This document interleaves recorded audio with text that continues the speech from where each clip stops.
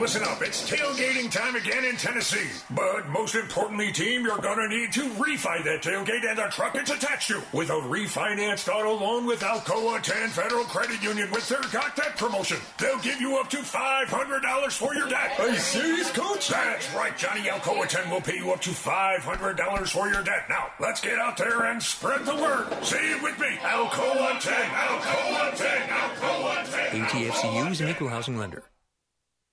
Spring is here and it's time to party. Who wants to spend hours upon hours on the smoker while everyone else is having a good time? Nobody. That's who. Call Dead End Barbecue at 865-414-9417 and let a top 100 barbecue restaurant handle the food so you can enjoy your party. The school year is getting close to ending, which means graduation parties and end of the year celebrations. Don't be stuck on the grill. Pick up the phone and call 865-414-9417 and ask for Leah. Dead End Barbecue. Your catering search is over. Deep down the middle's got his man, and he's gone. Jason Swain, touchdown. It's time for the Swain event. Guess what time it is? My time. You can check your iPhone. Better say it's our time. With your host, Jason Swain. My man. Real sports talk for the real sports fan. All you chumps are gonna bow when I whoop him. It's time for the Swain event, fueled by Dead End Barbecue. Give me 2 pounds and a Rick Bell.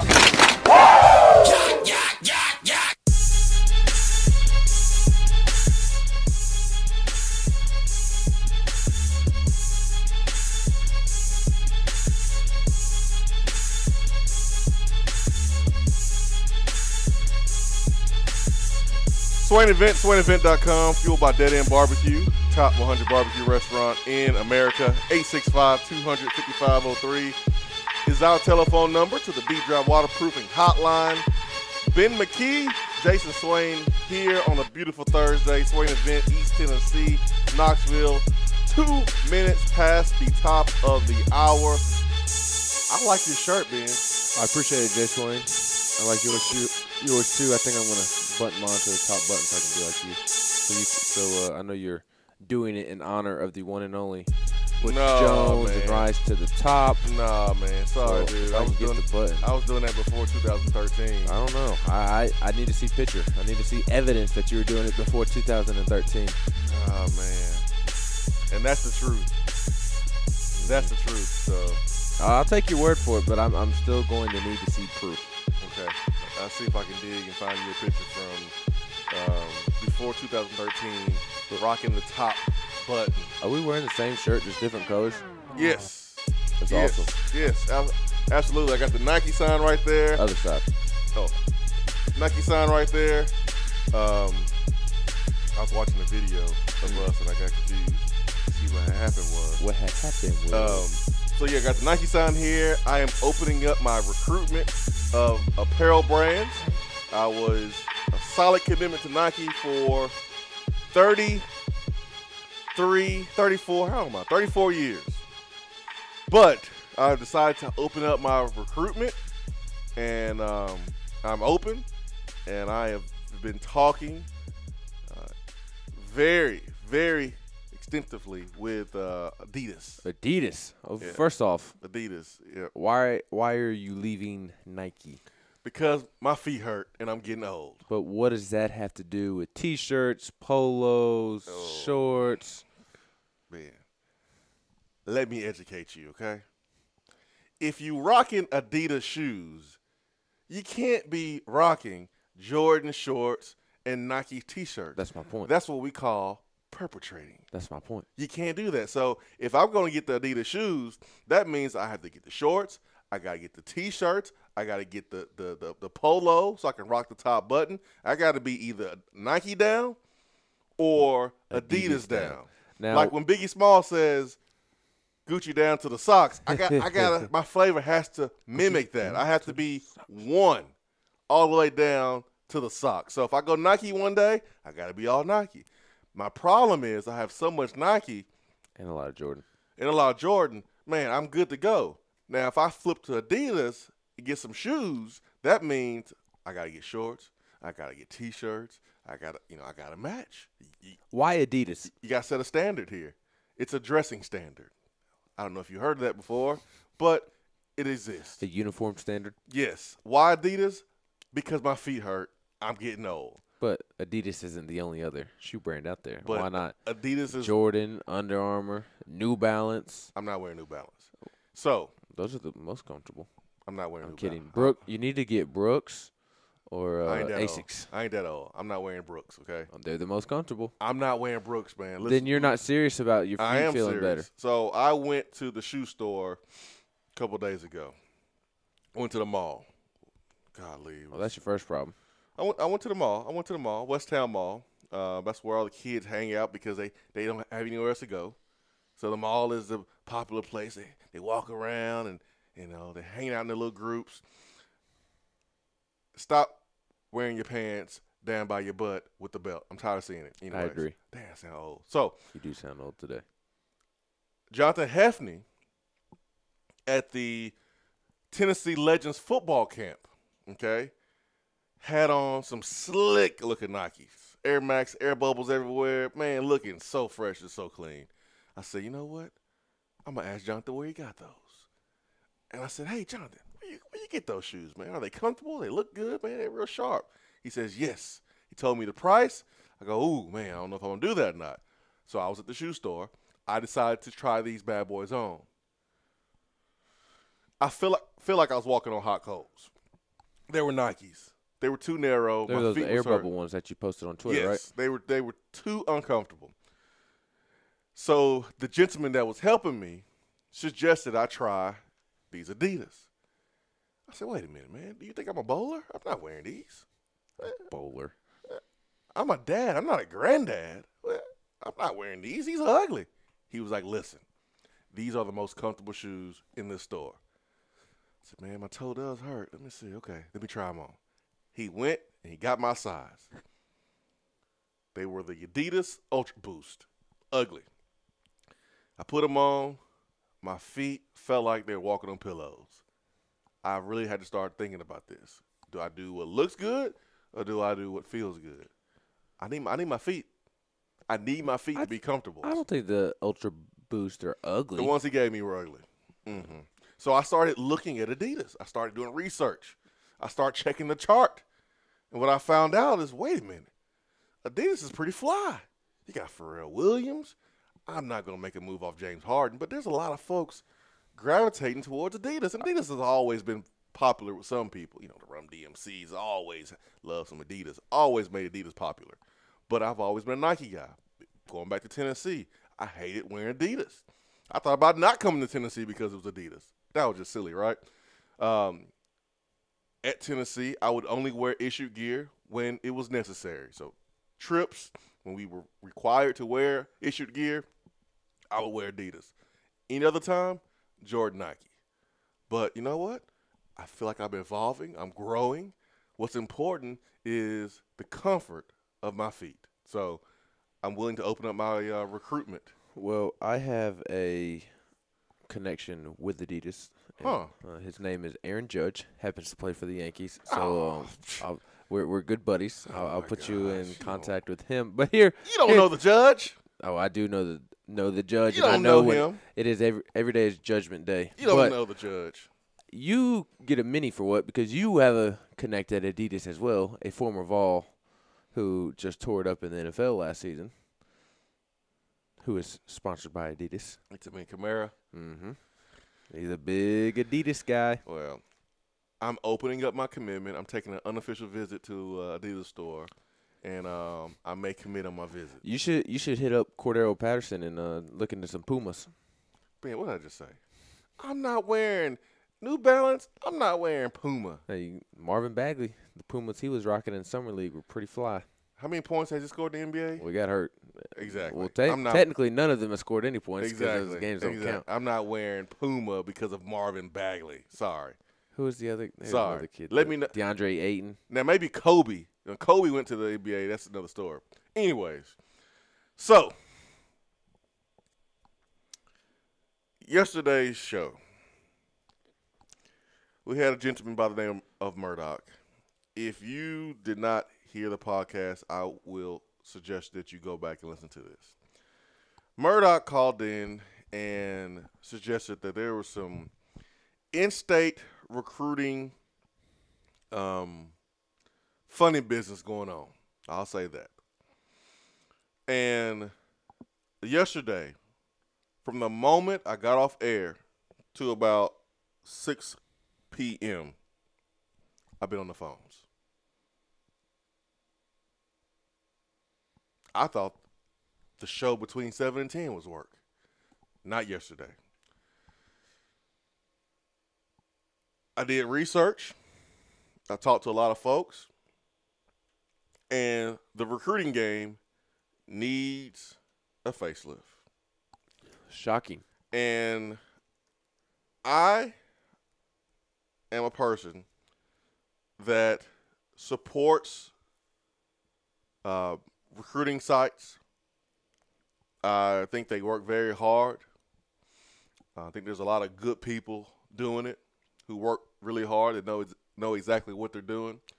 I also think there's a small minority that have no freaking clue. And the reason why I'm at this point is because what I'm tired of seeing, and I hope you notice this too, is that when a player commits to either a school in Tennessee or outside of Tennessee, there's always some hate. And hate is the first reaction sometimes when you are not really educated on what's going on. When you don't have the proper information, it's easy to just lash out when you don't know what the hell you're talking about. And I saw a lot of that when Chris Aprogene decided to make his commitment known and commit to Tennessee. And folks looked at his national ranking and made a generalization based on a number that was given to him by some folks that may not have seen him because he has not camped as much as other folks. And this player was vetted 3-4 separate occasions by this staff. And I'm not here to run PR for Tennessee's coaching staff. That's not my job. I'm gonna let Dan Woken do that. Sorry, Dan, had to get you, man. It was on the table. I'm not going to run PR for anybody. But the truth is the truth. Wrong is wrong, right is right. And what I'm seeing a staff that does not care about recruiting rankings, that have set their own criteria of what they want in a player at every position. And it may not be the same as what these recruiting rankings may suggest. It may not be the same as a recruiting analyst who has never played the game, who don't know sometimes what he's looking at, who shows favoritism, who takes personal beefs and takes it out on the young men. What happens is kids are not appropriately ranked, and that's where we have an issue. Now, there are plenty of situations where young men are ranked higher than they should. And you know who wins? The young man wins. No one should complain about that. Awesome. Because you know whose responsibility it is to properly vet each and every player that they decide to bring in on their campus? Coaches. It's the coaches. So if the coaches want to look at simply a ranking and offer a kid based on where he's ranked at the stars or an offer from another school, that's you being stupid. That's you being boo-boo the fool. Do your homework, invite the kids to camp, put your eyes on him, have a conversation with them, properly evaluate him. If you are relying on a recruiting service to recruit for you, you're not going to be in business long. Ask intern Lyle. He'll tell you that. You must put your eyes on the players yourself. So schools like Georgia, schools like Alabama, Pruitt is doing this at Tennessee, you have to come to camp if you want a committable offer. Because highlight films are watered down now than ever before. I can put together the best highlight film ever. But I don't know about little Timmy and Jimmy. Little Timmy and Jimmy is 5'7", 165 pounds, playing defensive tackle. Of course you should beast him. I want to see you at camp going against somebody who's big as you.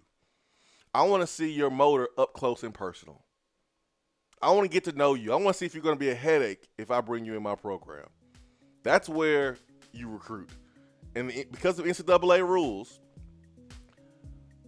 they are allowing coaches and programs to recruit earlier with unofficial visits, take official visits earlier during the spring. There's no reason why you should not be able to understand the personality, work ethic, and know more about a prospect now than ever before. There's no excuse.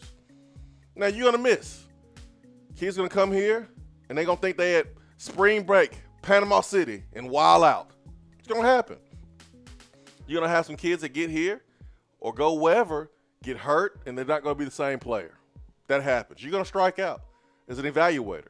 NFL GMs strike out every single year, and they have NFL security. They do so much, background checking on a player, and sometimes they strike out. NFL GMs strike out. So I don't expect coaches to be perfect, and I don't expect these recruiting analysts to be perfect. But if you're missing, you need to be missing with a good heart, with good intentions. I'll repeat. If you are missing, you need to be missing with good intentions. Good intentions. And that's not going on across the board in the world of recruiting. Did you see what happened with TJ Sheffield at a Independence High School in Middle Tennessee yesterday? I briefly saw it. I saw where he is no longer committed to Notre Dame. I did not see the entire reason why. Apparently, they accepted his commitment the morning of July 6th. And then shortly after decided against it and told him that they would no longer take his commitment after he had already announced it. Is this a big surprise from Brian Kelly? No. Okay. 865-200-5503. So, we're going to have a conversation about recruiting. There's going to be some folks that ain't going to like it. But at the end of the day, these are about young men who are putting in the time and effort on the football field, off the football field, in the classroom. They're doing everything that's asked of them to get their school paid for. And there's maybe a system or individuals who are getting in the way. And they're losing sight that it's not about them. It ain't about you. You already had your time. It was 30 years ago. You blew it. Or if you made it, awesome. You made it. But it ain't your time. You can give advice. You can give some guidance, direction. Awesome. But this is about the kids. It's their time. So you're either helping or you're hurting. And the research that I did, oh boy, will be interesting. So we'll take our first break of the day here in the Swain event, fueled by Dead End Barbecue, top 100 barbecue restaurant in America. Stay with us.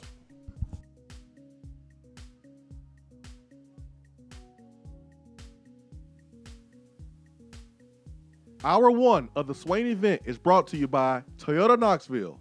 Stop by Toyota Knoxville to see their great selection of new and pre-owned vehicles. They are located conveniently off the Lover Road exit at 10415 Parkside Drive, right here in Knoxville. When you or a loved one is injured in an accident, there are a lot of questions. There are medical bills, lost work time, damages. What will you do? You'll need someone who will have your back. Call former Marine Marcos Garza, 865-540-8300. The Garza Law Firm will be with you every step of the way. Put this number in your phone right now, because you never know when you or a friend will need it. 865-540-8300 and GarzaLaw.com. When I made the move to my own studio, I was worried about this. I was worried about that. I was worried about, hey, did I get this piece of equipment? Did I get that piece of equipment? Does that sound good? Does that not sound good? One thing I didn't have to worry about, that was office furniture, because Office Furniture Outfitters met my furniture needs. With a 50,000 square foot facility, they have East Tennessee's largest selection and are the best value for new and used office furniture. Located in Knoxville, it's easy to find everything you need for your new space, including desks, file cabinets, chairs, conference tables, and more. Office Furniture Outfitters is turnkey. They came to my place, we mapped everything out that was needed, they delivered, and get this, set everything up. To learn more about what Office Furniture Outfitters can do for you, log on to ofonox.com. That's ofonox.com. At some point in your life, you're going to need an attorney. You need a guy like Jared Castile with the law firm of Butler, Vines, and Babb. Jared Castile is East Tennessee born, and he understands what giving his all truly means. To Jared, every case is big and every client is important. He will aggressively push your case to make sure you are quickly paid every dollar that you deserve. Give Jared Castile a call, 865-244-3933, and talk with him directly. His office is located at 2701 Kingston Pike. So if you've been injured in a car wreck, let Jared Castile and Butler, Vines, and Babb fight for you. It's Christmas in July at Better Mattress. Better Mattress has teamed up with Home Depot, and with select purchases, you can get a free Weber grill or choose a free adjustable base or a free headboard footboard while supplies last. Better Mattress has brands you know like Tempur-Pedic and Sealy, plus the brand I love, the Better Mattress brand, handcrafted in East Tennessee. Go to Better Mattress and get a free adjustable base, free headboard footboard, or free Weber grill while supplies last. 6 area locations, bedrmattress.com. Top 100 barbecue restaurant Dead End Barbecue has a new slew of daily specials. Enjoy a different special meal every day, like the Chipotle chicken salad, the chicken tender sandwich, or the kitchen sink burrito filled with brisket, pulled pork, and chicken, not to mention queso, jalapenos, and more. It's called the kitchen sink for a reason. Dead End isn't stopping at your plate, though. Be sure to check out their new summer drink offerings, including the Big Orange Crush, My Clementine, or the Tequila Squirt. There is always something new at Dead End Barbecue. Located off of Sutherland Avenue, Dead End Barbecue. The summer flavor search is over. You're listening to the Swain Event. And you know this, man.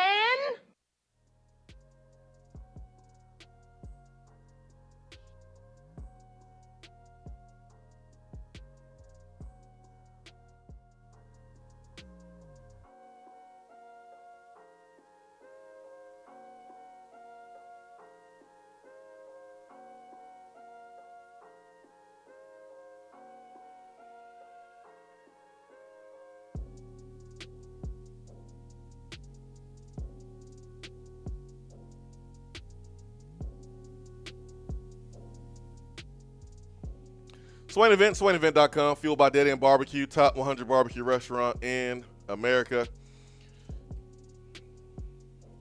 Now, I'll say this again. I got a lot of respect for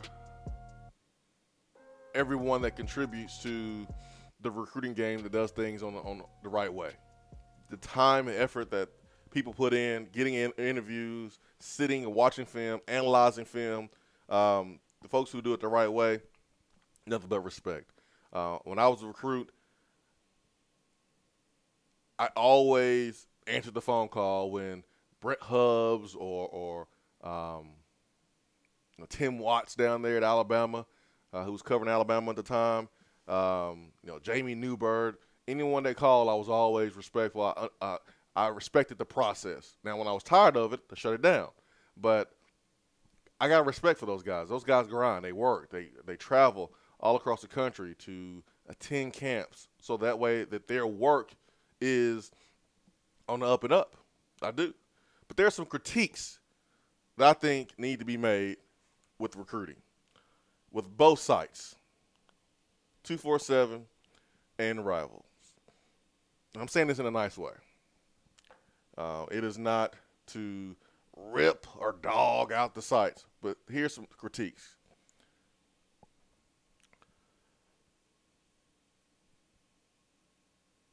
I would like to see when you go to 247.com and you go on a player's profile, I would like to see 247's rankings front and center instead of the composite front and center, because the composite takes all the other services in consideration, and they put that out in front. So they're never really technically wrong. But the 247 rankings are very small. It's in fine print at the bottom of the profile. And it's like, if we're coming to your site to look for a player, you should put your own rankings out in front. Don't piggyback off someone else's rankings for the composite. And the composite's cool. I think it's really important to see where everybody else lands. But I just feel like you need to put your stuff out there front and center. Just a little small critique. The crystal ball predictions are pretty cool when you think about it, right? You can see what some of the experts think. But what have we seen with these young players? They like to surprise us. They like to surprise us. And the crystal ball predictions, man, it ruins a surprise for a lot of young men. And they don't know sometimes about the inner workings of the crystal ball prediction and how competitive this stuff is. And so if I have an announcement set for the 1st of August and I have these 3 schools and I'm being honest with the writers and being respectful, and I slip and say, yeah, I'm not gonna go to this school. I think I'm gonna go to this school. And then here comes the writer putting out the crystal ball prediction 3 weeks left before the commitment. There's no surprise there at all. Also, you have situations where, school is trying to keep it on the low. We recruiting this kid. We don't want to draw a bunch of attention. He's a dominant on the rough. We want to keep it, we want to slide in the back door and grab this kid. Well, if you got crystal ball predictions popping up everywhere, then that's going to alert everyone. And so you have that. It can work for Tennessee. It can work against Tennessee. But those are just a little critiques that I was thinking about with 247. 247 does a great job. They do an unbelievable job. But those are a little minor critiques. Rivals. So yesterday, we brought up the point that Trey Smith was, in 2017, the #1 overall player in the country according to ESPN. ESPN. Now, ESPN, they don't have someone living in Knoxville covering Tennessee football for their recruiting site. You have Rivals, you have 247. Well, yeah, they do recruiting. That's mostly what you sign up for, and the news about the team. But recruiting is kind of that's what you sign up for. That's what you are very interested in, because you want to know where guys are going, who's coming on a visit. You want to know that stuff. You want to know the nuggets. And, again, all the other stuff is very important too. But this foundation was built on recruiting, news. So I'm looking at Trey Smith. And Trey Smith in 2017 was the #1 overall ranked player according to ESPN. #1. In the state of Tennessee, Rivals rated Trey Smith 4th. Now, what sense does that make? Guys who are ahead of Trey Smith include T. Higgins, which, hey, T. Higgins is a freak. He is special. I had a conversation with Jeff Scott years ago. I was at Amari Rogers' football game when Catholic played Fulton. I have a lot of connections with Fulton. I was training a couple guys on the Fulton football team. I was training Amari, so I went to the game. And I saw Jeff Scott there, receiver coach with Clemson, and I went up and introduced myself and told him to tell guys like Woody McCorvey and Dan Brooks I said, hey, because Woody recruited me at Tennessee, and Dan Brooks was the assistant here at Tennessee under Coach Former. And so we're sitting there talking, and he tells me about the first time they saw T. Higgins.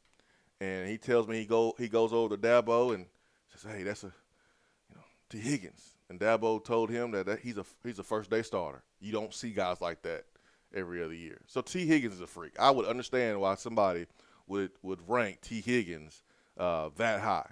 He's a freak. He's He's incredible. It's not stupid. No, man. To put T. Higgins there. Yes.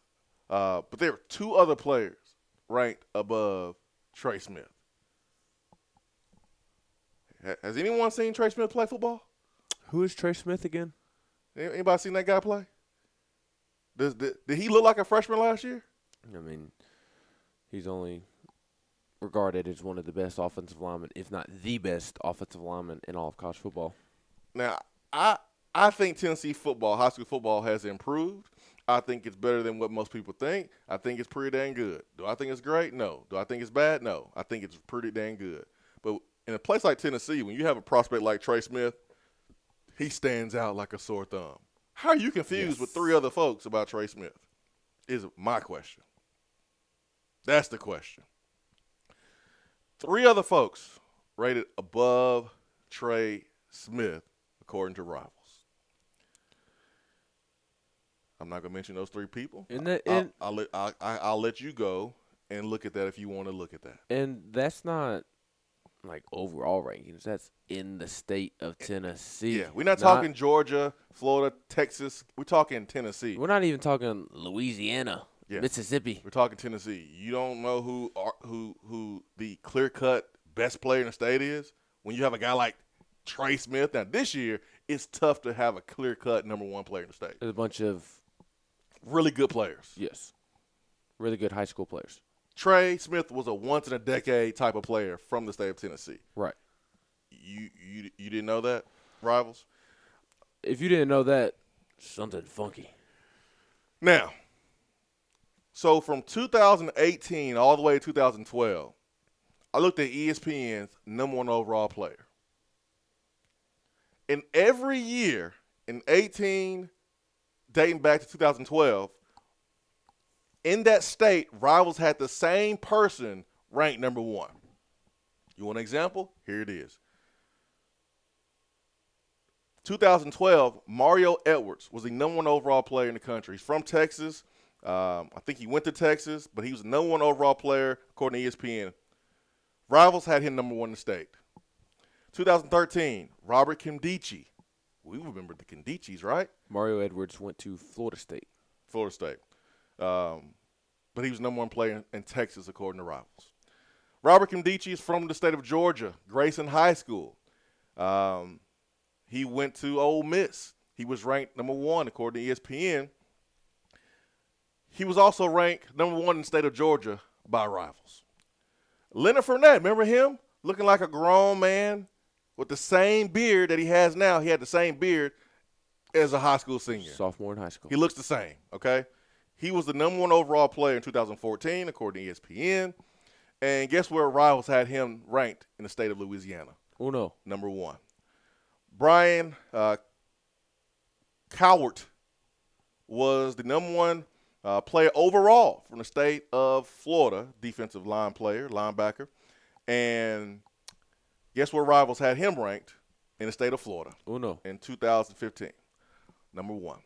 Rashawn Gary, big defensive tackle from the New Jersey area who went to Michigan, was ranked number 1 overall by ESPN.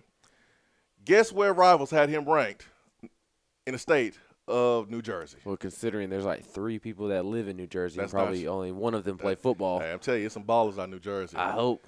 Hey. Ask Jared Guantano. I know. Yeah. Ask Minka and Brandon Woodbush and all those cats. It is weird that for how small of a state, Rhode Island, New Jersey is, how many good football players they have had recently. They got some ballers. So Rashawn Gary, number 1 overall player ESPN, number 1 player in the state of Jersey by Rivals. Justin Fields, 2018. Here's the only exception, but you'll understand why here. Justin Fields, the number 1 overall player in the state of Georgia, quarterback. Rivals had him number 2 in the state, only because the number 2 player, according to ESPN, was Trevor Lawrence. From Georgia. And Trevor Lawrence, according to Rivals, was the number 1 player out of Georgia. That was just a differing of opinions. They were so close, it doesn't really matter. From 2012 up to this point, there's only been 1 player that was not ranked appropriately in the state of Tennessee when ESPN had them the number 1 overall player. That player was Trey Smith. Who's doing the rankings in the state of Tennessee? I smell something fishy. Who is doing the rankings in the state of Tennessee? Now, honest mistake? Cool. We can make honest mistakes. We can make we can miss on a ranking with a good heart. But do you understand why Trey Smith was not ranked where he should have been ranked when ESPN had him as the number 1 overall player? It's only because Trey Smith did not go to a rivals camp. So you mad that he didn't go to your camp? And you rank him poorly because of that? Now, at the end of the day, the rankings, they don't matter when a kid gets to school. You got to go put the work in. But your job is to be objective as possible and do your job with integrity and do it with class. That's your job. That's your job. If we're having camps and you're forcing kids to come to your camp to only get a ranking, we're not doing this right. We're not doing this right. Because there was a time when recruiting services didn't host camps, and we were ranking kids properly without the camps. If you're forcing kids to come to your camp, pay the money, travel, pay for lodging, pay for food, they're investing all this money to come to camp, and that's the only way they can get a fair ranking, a ranking that may or may not affect their entire life, what are we doing? See, what's happening is these few people hold so much weight. They have so much power. Because when a kid commits and you see that little number, that little star next to a player's name, fans are either happy or upset. And there's a few individuals that hold way too much weight and power when it comes to these rankings. And if you make some honest mistakes, that's cool. We all make honest mistakes. But when you're not going to rank Trey Smith appropriately because of personal reasons, we have a problem, Houston. We have a problem. We have a problem. And that needs to be looked at.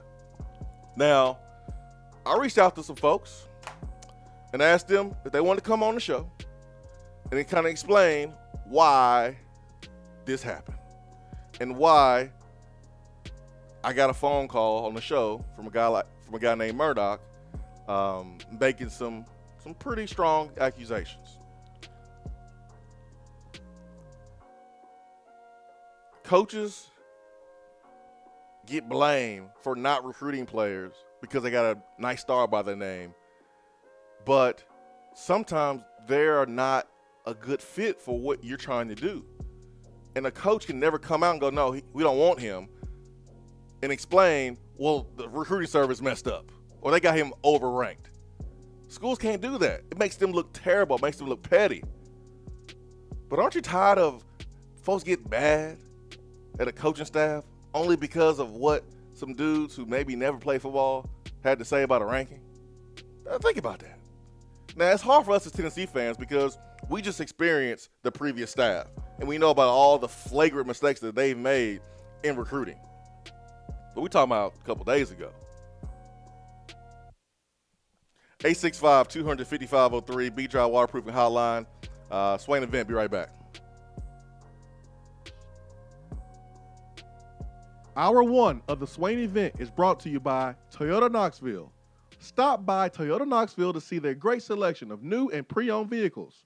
They are located conveniently off the Lover Road exit at 10415 Parkside Drive, right here in Knoxville. Craving homemade flavors that don't take hours in the kitchen? Mrs. Grissom's cheese spreads and chicken salads are the perfect go-to. Ready-to-eat meals and snacks found in the meat or dairy section at the grocery store with flavors of home in every bite. Whether you crave the classic Mrs. Grissom's pimento cheese or the gold gluten-free select cranberry pecan chicken salad, enjoy the sweet taste of a home-cooked meal in every container. Select the best. Select Mrs. Grissom's. Small town, like a small town when I'm Hey, it's Jason Swain. There's a lot of people talking about testosterone, but do your homework and go to a medical provider that you trust and that specializes in testosterone. I got my levels tested at the Low T Center. Their physicians exclusively diagnose and treat men with low T. At the Low T Center, it's quick and easy. Treatment is even covered by most health insurance. Call 865-392-1388 or go to lowtcenter.com. JC's Tree and Landscaping Service specializes in quality tree work done at an affordable price. Trimming and removing trees are their specialty.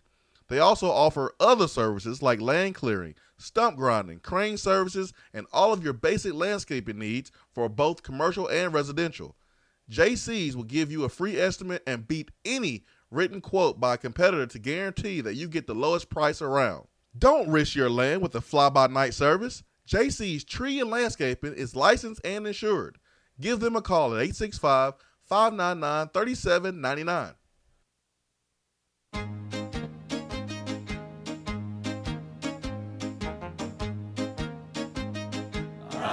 Goes your car insurance. Nobody likes surprises, so switch to Erie Rate Lock. Get a great rate that stays that way even after an accident, ticket, or inflation. In fact, it's locked until you change a car, driver, or your address.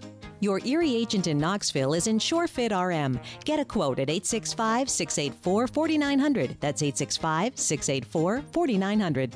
Erie Rate Lock does not guarantee continued insurance coverage and is not available in all states. We have all made the mistake of dropping or breaking our smartphones.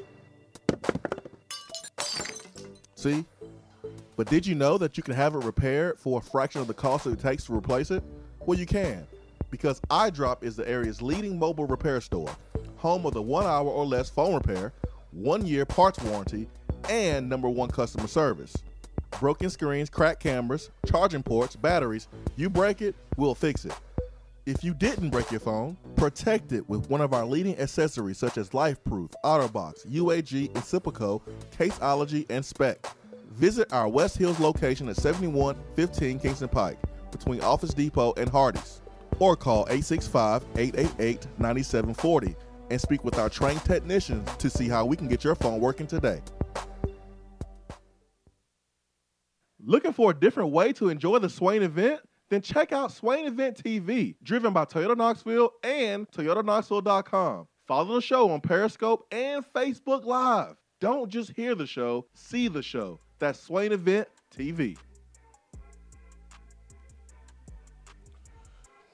Swain Event, SwainEvent.com, fueled by Daddy and Barbecue. Hour 1 is driven by Toyota Knoxville and ToyotaKnoxville.com. I-40. Lover Road exit, left on Parkside Drive.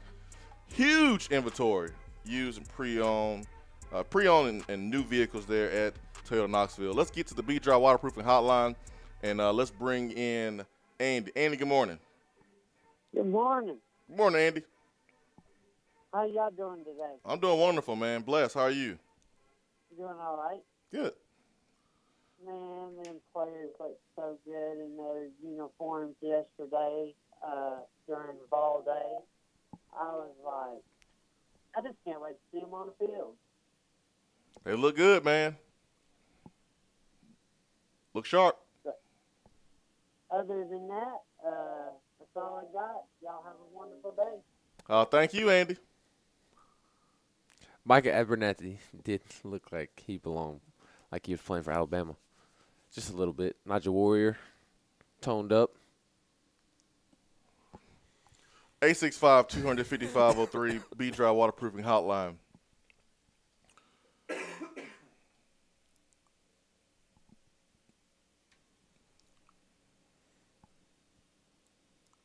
Huh? What's going on? I don't know. Okay. I don't know, Swain. I don't know Jay Swain. I do not know. So, there's a player in West Tennessee, and I want people to understand something because obviously folks cannot read.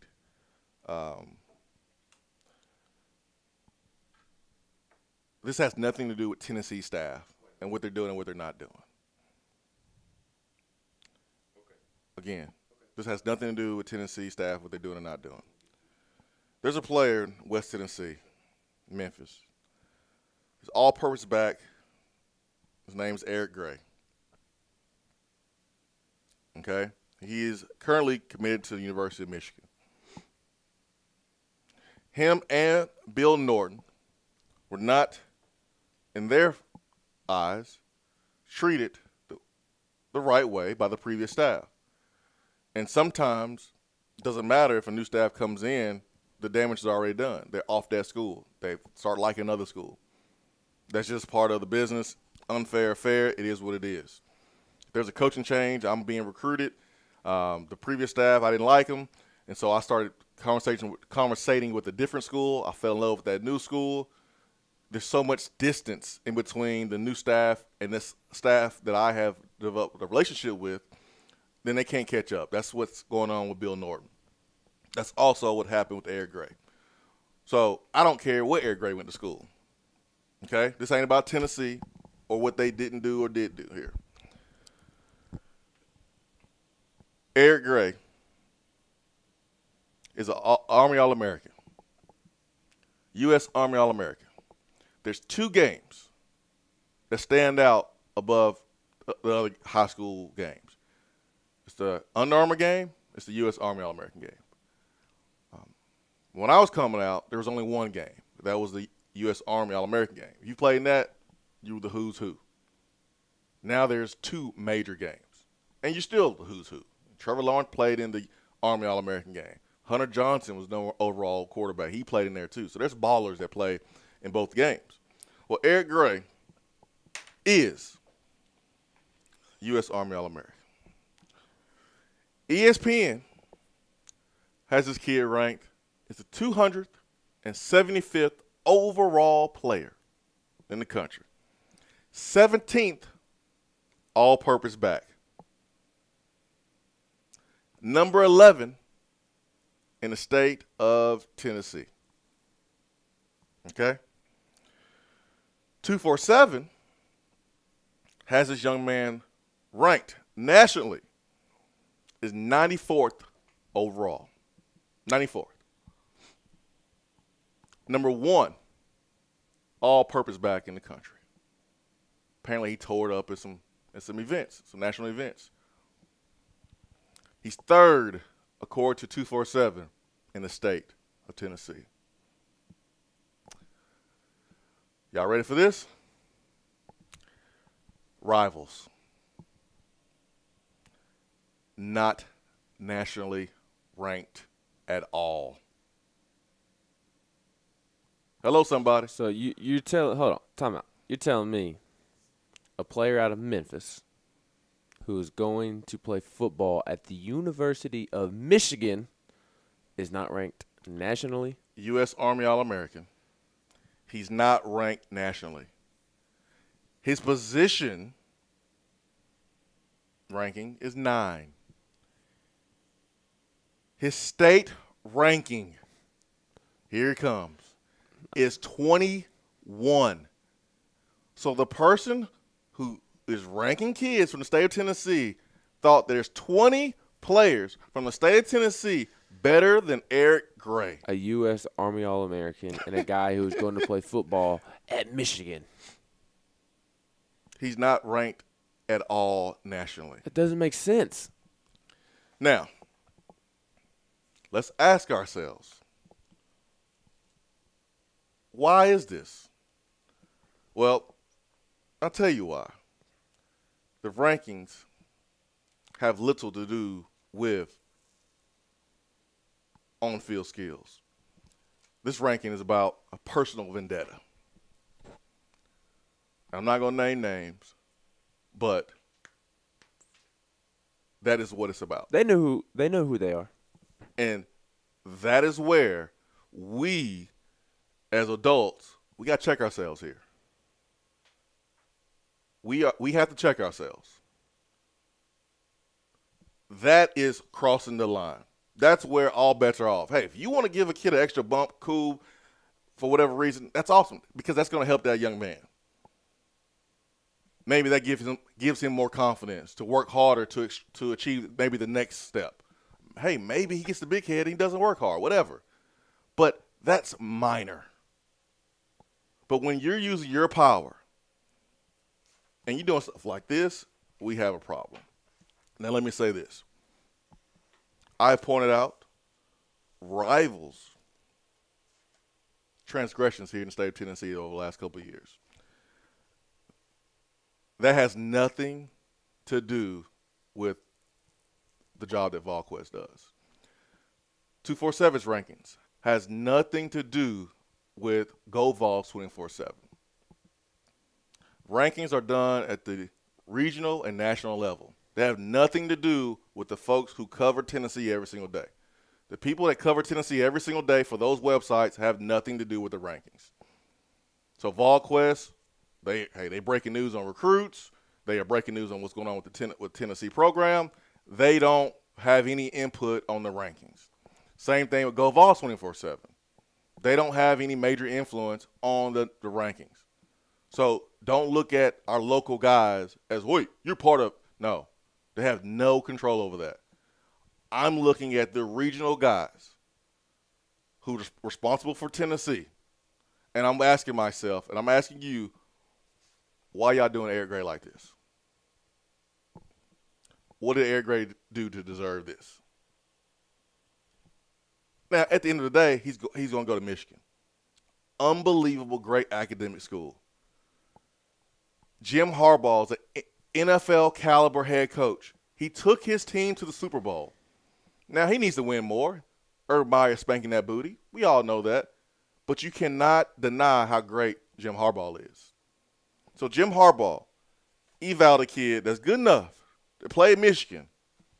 But this gentleman who's doing the rankings in the state of Tennessee for Rivals didn't think that this kid was one of the top 300 players in the country? Also has offers from Alabama. What? LSU, Miami, Ole Miss, Mississippi State, Penn State, South Carolina, Tennessee, Texas A&M, West Virginia. Pretty good group of choices right there. See, one or two people can mess it up for a lot of folks. And while you're huffing and puffing because Tennessee did not recruit a player that was ranked high in Tennessee, maybe Tennessee did not want that player. See, the rankings in Tennessee are all over the place. I've already shared what happened with Trey Smith in 2017. How much sense that did not make. Look at this Eric Gray situation. Makes no sense. Listen to this. So he wasn't even ranked 21st in the state of Tennessee until June 21st. So he has not even been ranked 21st in the state for a month yet. He's been committed to Michigan for a month. I can confirm this is personal between two grown-ups, and it's being taken out on this young man. And that's not right. 865-255-03, B-Drive Waterproofing Hotline. Dude, what is this name? Hillbilly Bopper? Mm-hmm. That's who's calling? Well, I believe it's Josh in Atlanta, but I didn't want to get his name wrong, so I went with Hillbilly Bopper. So you gave him that name? No. He's Hillbilly Bopper on Twitter. All right. He gave me two names, so I Hillbilly went with the Bopper, Josh in Atlanta. Good morning. Good morning, Swain. Good morning. Good morning, Ben. How you guys doing this morning? Doing great, man. How are you? Hey, doing good. Had a great night at the Tennessee night at the Braves game last night at SunTrust Park. I just wanted to squeeze in a quick attaboy. I know it's coming up for you guys, and through the Braves organization for hosting the event. Fearless Price was on the mound, and oh yeah, got to see Chuck. Chuck was there catching, so we had a great time with the family. It's kind of an early birthday present for myself. Got to experience with a lot of fans. They played Rocky Top on the organ last night, so man, it just getting me pumped, Swain. Getting me pumped. Did Peerless Price throw a strike? I believe so. I was trying to catch it on video. My wife was trying to get me to hurry up and get to our seats. I was like, hold on a minute. She's like, who is that? I said, Fearless. She's like, I know him. I was like, come on, girl. But, she's a Georgia fan underneath orange, clad in orange. So I have to forgive her. But no, man, it was a great event. I just wanted to give an attaboy to those guys for hosting that event. The hats that they had given away for the packages that was clean last night were gone. People were grabbing them by 6 to 10 at a time, and luckily one of the fellow retail guys there grabbed me one, so I was lucky to get one out of the bunch before a ride in food. But no, I just wanted to give an attaboy because if you did buy a package, $3 of your ticket went to a scholarship for some local kids to go to University of Tennessee. So quick attaboy to Atlanta Braves. But guys, appreciate you taking my call. I hope you guys have a great, awesome day. And man, just keep it up, Swain. Thank you, man. Appreciate it. You're digging it in, brother. Thank you, man. Digging it in. I appreciate that. Yes, sir. Yes, sir. Appreciate it, fellas. Thanks. What kind of umpire would you be, Ben? Would you be the one that when it's a strike, would you say strike one, or would you be the one? I hope that's not you imitating my voice. Strike one. That's not how I talk. Like on a video game. That's how Charlie Burst talks. Like Nintendo 64. No. Strike one, or would you say strike with some soul? I probably wouldn't say it with any soul, but I would say it with some conviction. I would be TV Teddy. Oh, you would. You'd be TV Swainy. I would be TV Teddy behind the mound. I would be. Strike two. Jose Roughneck Odor, the dude that swung on Jose Bautista a couple years ago, you'd have that situation on your hands, but he'd be swinging at you. Hey, suspended for the season. Don't touch the umpire. Can't touch the referees. Can't happen. And do not get caught looking for strike three. Woo, woo. Well, I'm going to be so extra. What's funny is we had this situation last night at the Smokies game where a Smokies player, it was a 3-2 count, and he took a strike on the inside of the plate, the strikeout, but he thought it was a ball and took off running for first base before the umpire called it a strike. Yeah, that didn't go over too well. Oh, yeah. I mean, umpires hate it when you show them up by doing that. Yeah, yeah. Oh, yeah. Don't do it to me. I just realized for this entire hour that I forgot to unbutton my top button. I will let you get to first base, and say, no. Come on back. Strike three, you're out. Yeah, that'd be funny. That'd be funny. Or I'll be so extra. I'd let him get to first, and then I'd walk out in front of the mound, and I'd point to him and just do some like TV Teddy dance and get him out of there. No, I would point at him and do the Tyler Bray throat slash. You're out. Strike three, caught you looking. Oh, man, I would be so extra. Being Charlie. Strike three, you're out. Strike three. You're out of here, mister. Get out of here. Strike three, you're out. No more at-bats for you right now. Go to the dugout and go chew on some tobacco. No swag. Probably let Drake you listen to. You ain't right. Listen too much Drake. He's messing up your swag, man. If anything, he's improving my swag. Check the charts. All right, hour two coming up.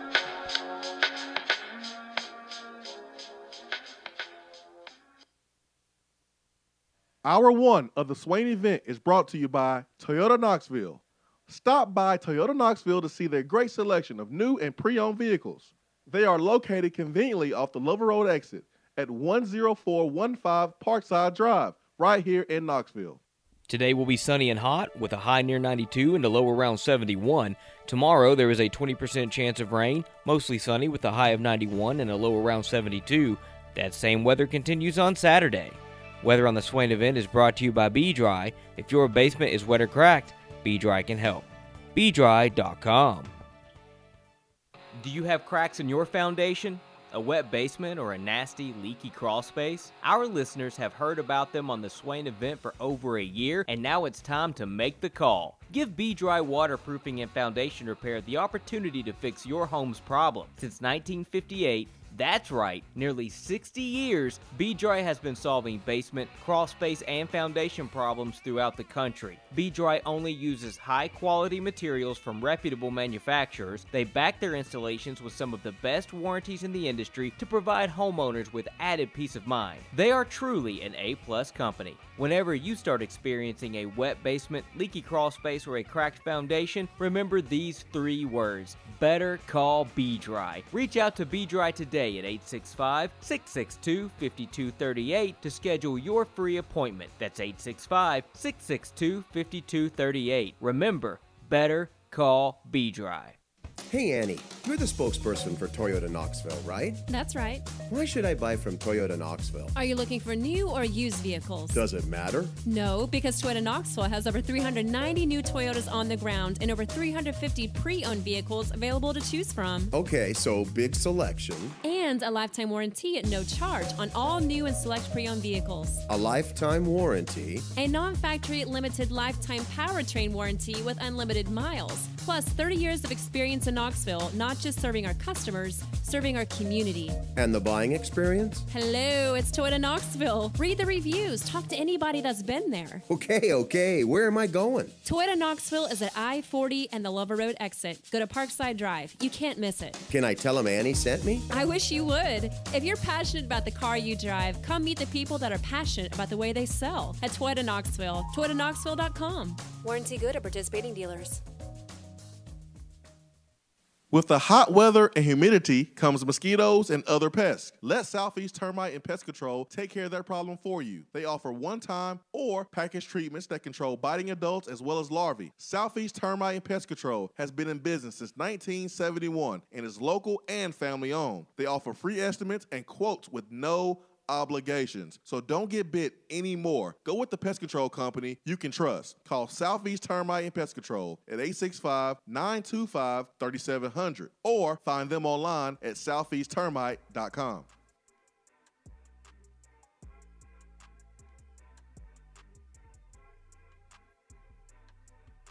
Hour 2 here in the Swain event, fueled by Dead End Barbecue, top 100 barbecue restaurant in America. Let's get to Rodney on the B-Dry Waterproofing Hotline. Rodney, good morning. Good morning, fam. How y'all doing? Man, I'm doing great, man. How are you, Rodney? I'm doing great, man. I can't complain. I don't worry about it too much. On this recruiting topic, I was bored last year. Me and one of my good friends is a Georgia fan. So we went back and looked at the last 5 recruiting cycles. And we found a very disparaging number. We looked at Alabama, Georgia, and Tennessee's recruiting classes. And took average about 20 to 25 players. And we were seeing who had the most starters and major contributors. Out of those 5 years, Tennessee was hitting on about 2 to 3 major contributors.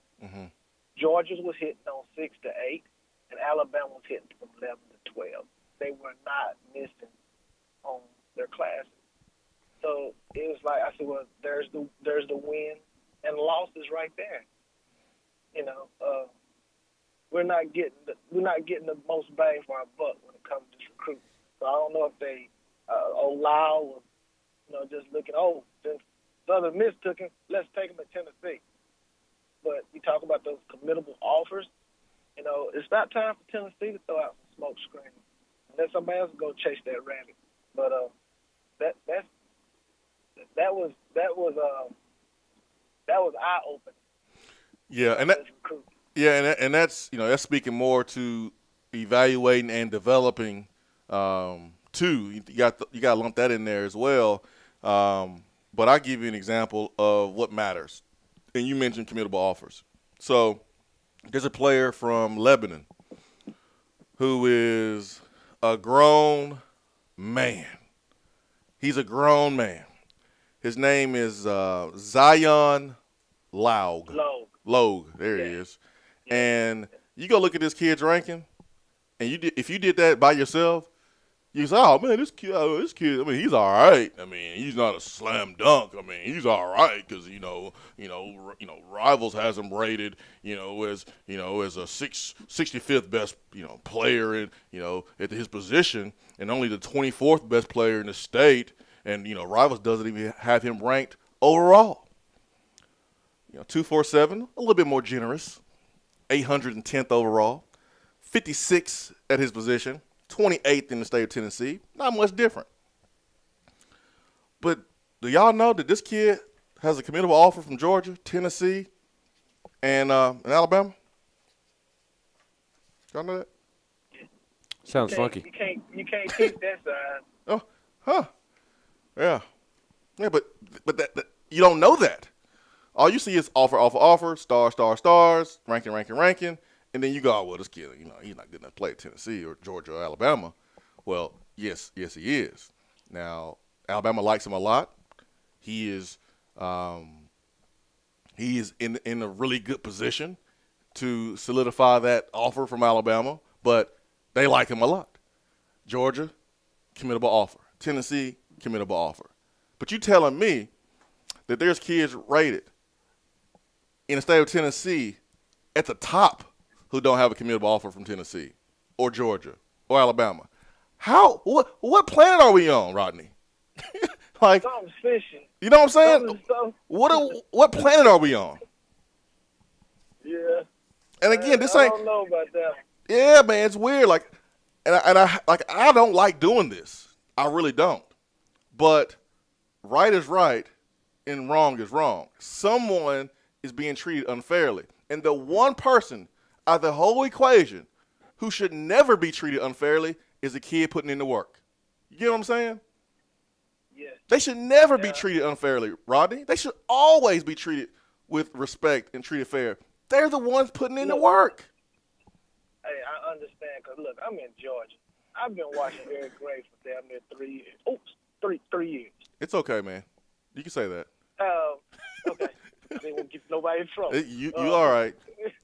Okay. And there's no way that kid should be unranked. Eric Gray is a beast. Unranked nationally by rivals. That's blasphemy. Something ain't right. Something ain't right. And I hate this because now it paints the entire company, in a bad light. And it's just the person who's responsible for Tennessee. I can't speak to what's going on in Georgia, Florida, Mississippi, Alabama when it comes to the rankings. I can't speak to what's going on. They get it right. Well, I don't know. I don't know if they get it right or wrong. I'm talking about kids in the state of Tennessee over the last 5 years that's been ranked by whoever's ranking the kids in Tennessee. Man, this person is dropping the ball. And when you drop the ball, now the fans have an unfair expectation. And when you have an unfair and unrealistic expectation, now when the coaching staff recruits a player that they think can help them win a championship because of the era of this individual and his whatever reason he decided to do this, now the fans are upset based on false facts. That's the problem. That's the domino effect that takes place. We had folks who felt a certain type of way about the Chris Aprogene commitment just because of the kid's rating. But the kid was vetted four times by Tennessee. 4. You know what, Swain? I ain't gonna even try to. I'm a pro today. I'm not even gonna try to. Just his name. You can't say his last name. Just say all right. Mr. I. That's right. He reminds me of a young fellow we got a long time ago. And everybody talk about, they remember the Deion Grant and the Jamal Lewis, but Cozy Coleman was a monster. Yeah. And that kid reminds me of Cozy Coleman. Yes. Kind of same build. Yes. Cozy might have been a little bit. That was a grown man when he got to Tennessee. Yes. And I'm not sitting here saying that the kid, Rodney, is a home run. It may not work. Right. But wouldn't you as a fan want your coaches to vet a recruit 3 times in person, invite him to camp, see him work out, then offer a scholarship rather than getting on the recruiting service and saying, okay, we're going to offer a kid because South Carolina offered him or because Georgia offered him, but you've never brought him to camp and you didn't put your hands on him. You didn't have a conversation with him. You only offered him based on what someone else does. If I'm going to strike out, I want to strike out vetting him. I want to strike out swinging. You know what I'm saying? Not looking. Yeah, that was my point. Yeah. To what we was doing with looking at these things. Because if Old Lyles and they're just like, well, they did it. Let's recruit him.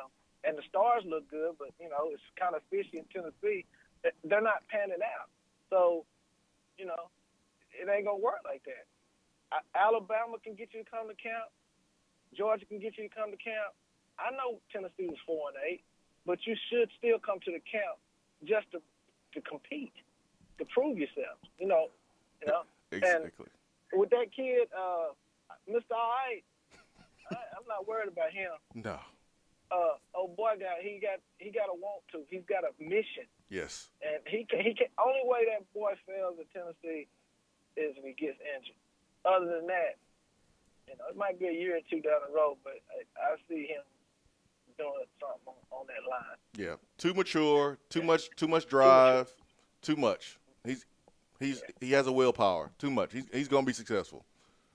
You can't deny him. I can win with some of them. It's right.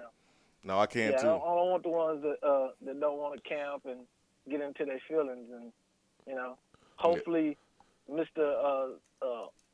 What is his name, Zion or whatever his name is. Hopefully, because everybody's saying he's headed to Georgia. Well, hopefully he'll have a change of heart. Yeah, well, he has a commendable offer from Georgia and Tennessee, and Alabama. So hey. We'll see. Rodney, thanks so much for your phone call. No problem, man. Y'all have a blessed evening. Thank you. Georgia, Alabama, places that Jeremy Pruitt came from, they want to see you in camp. They want to see you in camp. And I know Tennessee has been sorry, has not been attractive to recruits. I get that over the last couple of years. I understand that completely. Tennessee was 4-8 last year, 0-8 in the SEC. Pruitt is doing things the way that he done them when he was at Georgia and Alabama. He wants to put his hands, his eyes on a kid in person before he throws out an offer. That's how you build a championship program. That's how you minimize misses. And if you are a young man and you don't want to camp somewhere, you would rather go somewhere where they're going to just accept your offer based on a highlight film or your commitment on a highlight film, then go there. That's fine. At the end of the day, it's all about a young man getting a scholarship. That's what it's about. That's what it's about. A free education. A chance to change your family tree. For some young men, they are the first people to get a degree in their whole entire family.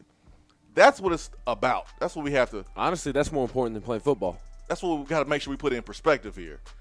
But our fans and people need to understand, if you want a scholarship at one of the top places in the country, in the SEC, you have to camp. And if you're not willing to camp, then you have to be willing not to get a committable offer. That's just the way it is. Hour 2 continues after this.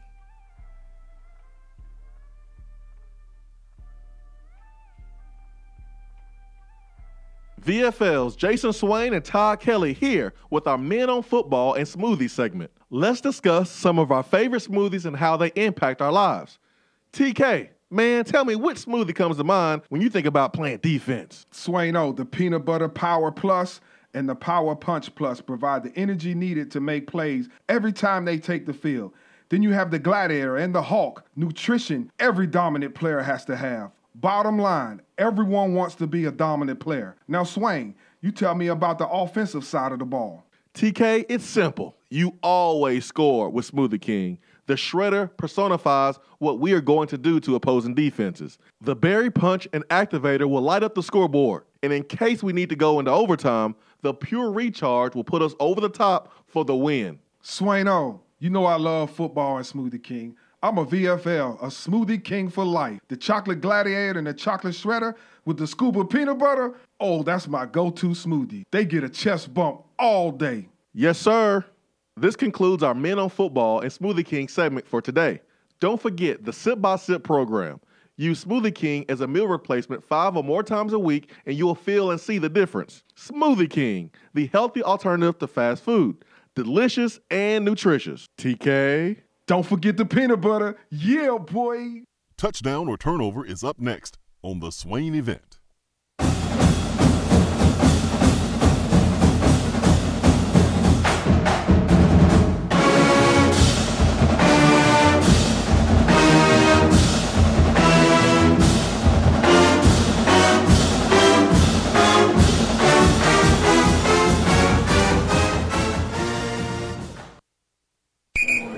team, listen up. It's tailgating time again in Tennessee. But most importantly, team, you're going to need to refi that tailgate and the truck it's attached to with a refinanced auto loan with Alcoa 10 Federal Credit Union with their Got That promotion. They'll give you up to $500 for your debt. Are you serious, Coach? That's right, Johnny. Alcoa 10 will pay you up to $500 for your debt. Now, let's get out there and spread the word. Say it with me. Alcoa 10, Alcoa 10, Alcoa 10. ATFCU is an equal housing lender.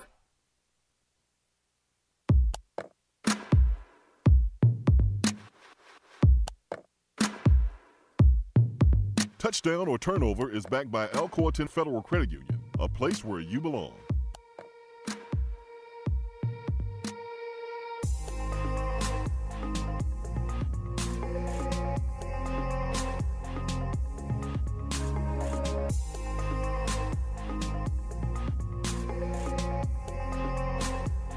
Touchdown turnover backed by Alcoa 10 Federal Credit Union, a place where you belong. Better rates and better service.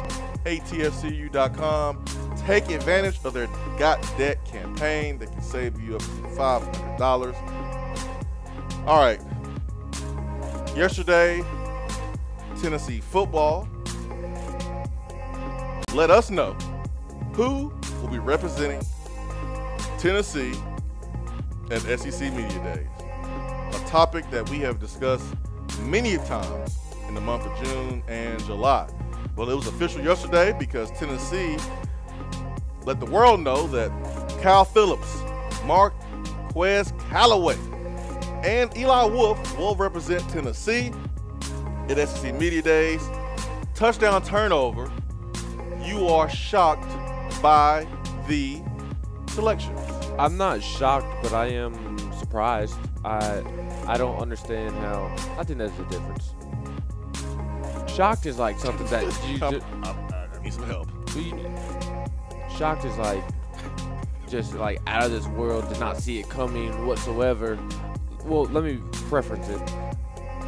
I thought Trey Smith should be heading to Atlanta. Okay. So I'm not like completely shocked that, oh my goodness, this is blasphemy. Why is he not going?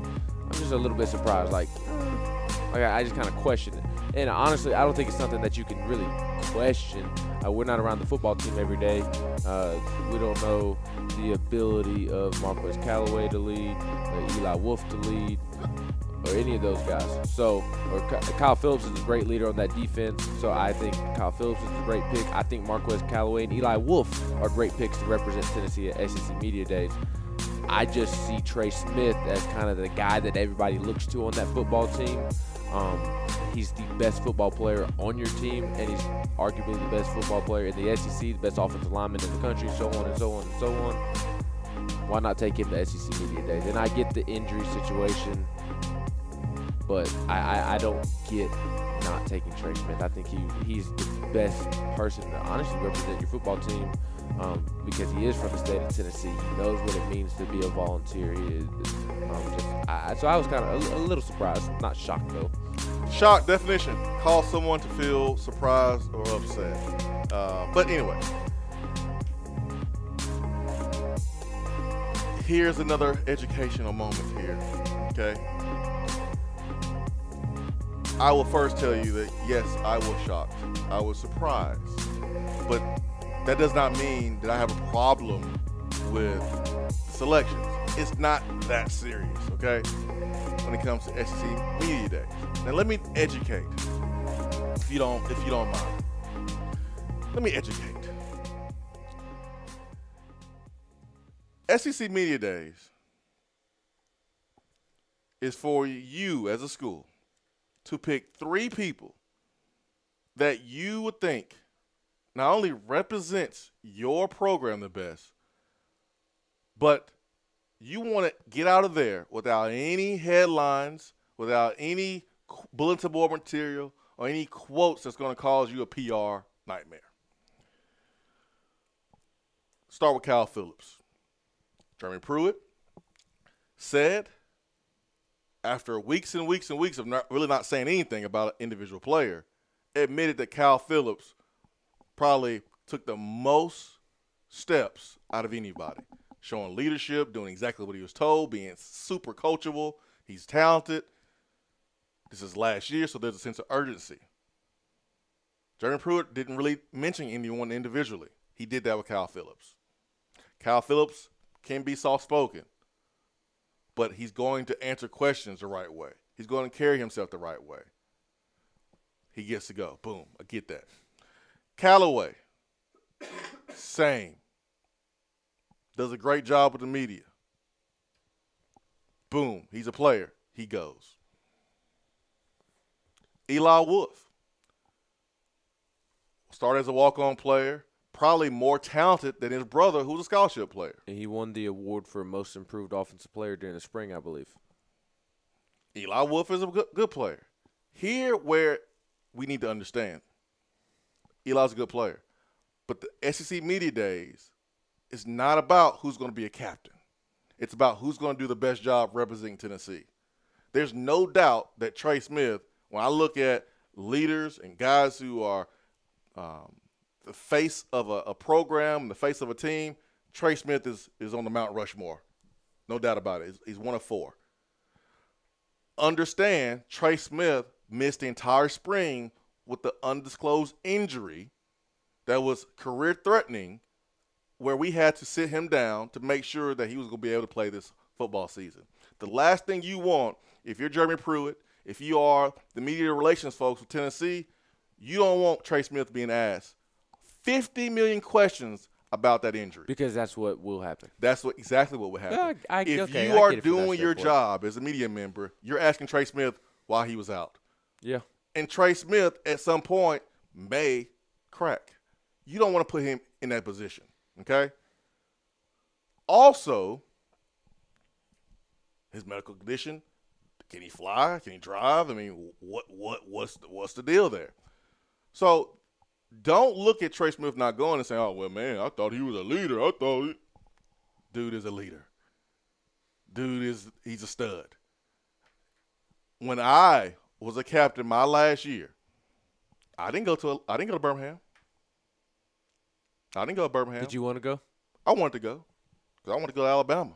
I wanted to go back to Alabama rocking a suit. Oh, I wanted to go. I didn't go because at that time, Coach Fulmer was still trying to identify who were the captains, who were the leaders. And I became one during the season. When we weren't playing well at halftime, guess who was firing up the team? And I ain't talking about in a nice way. James Wilhoit. James Wilhoit got after us a little bit. Oh, really? Oh, yeah. James Wilhoit, he fiery now. But it was me on several occasions at halftime when we playing like crap. But I kind of cemented my place as a captain during the season. So I didn't go to Birmingham. I would have represented Tennessee probably very well. Who knows? I probably would have said something crazy too. Knowing me, I don't know. But I didn't go. Not a big deal.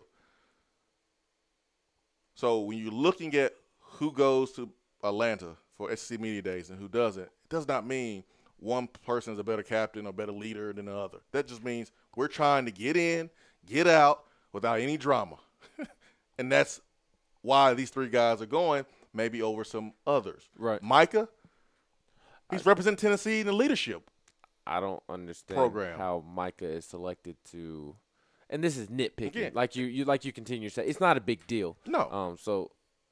But I don't understand how Micah can go to these SEC summit meetings and for African American players and just representing Tennessee and SEC meetings in general, but he doesn't go to SEC Media Days. Yeah, I mean, and I'm not saying it's a wrong decision, but Eli Wolf was the most surprising to me. I wasn't surprised by Kyle Phillips or Marquez Callaway, but for the simple fact that Eli Wolf, a former walk-on, hasn't really received a ton of playing time, I thought it was an interesting decision. And I will say, I looked up what the difference between surprised and shocked was.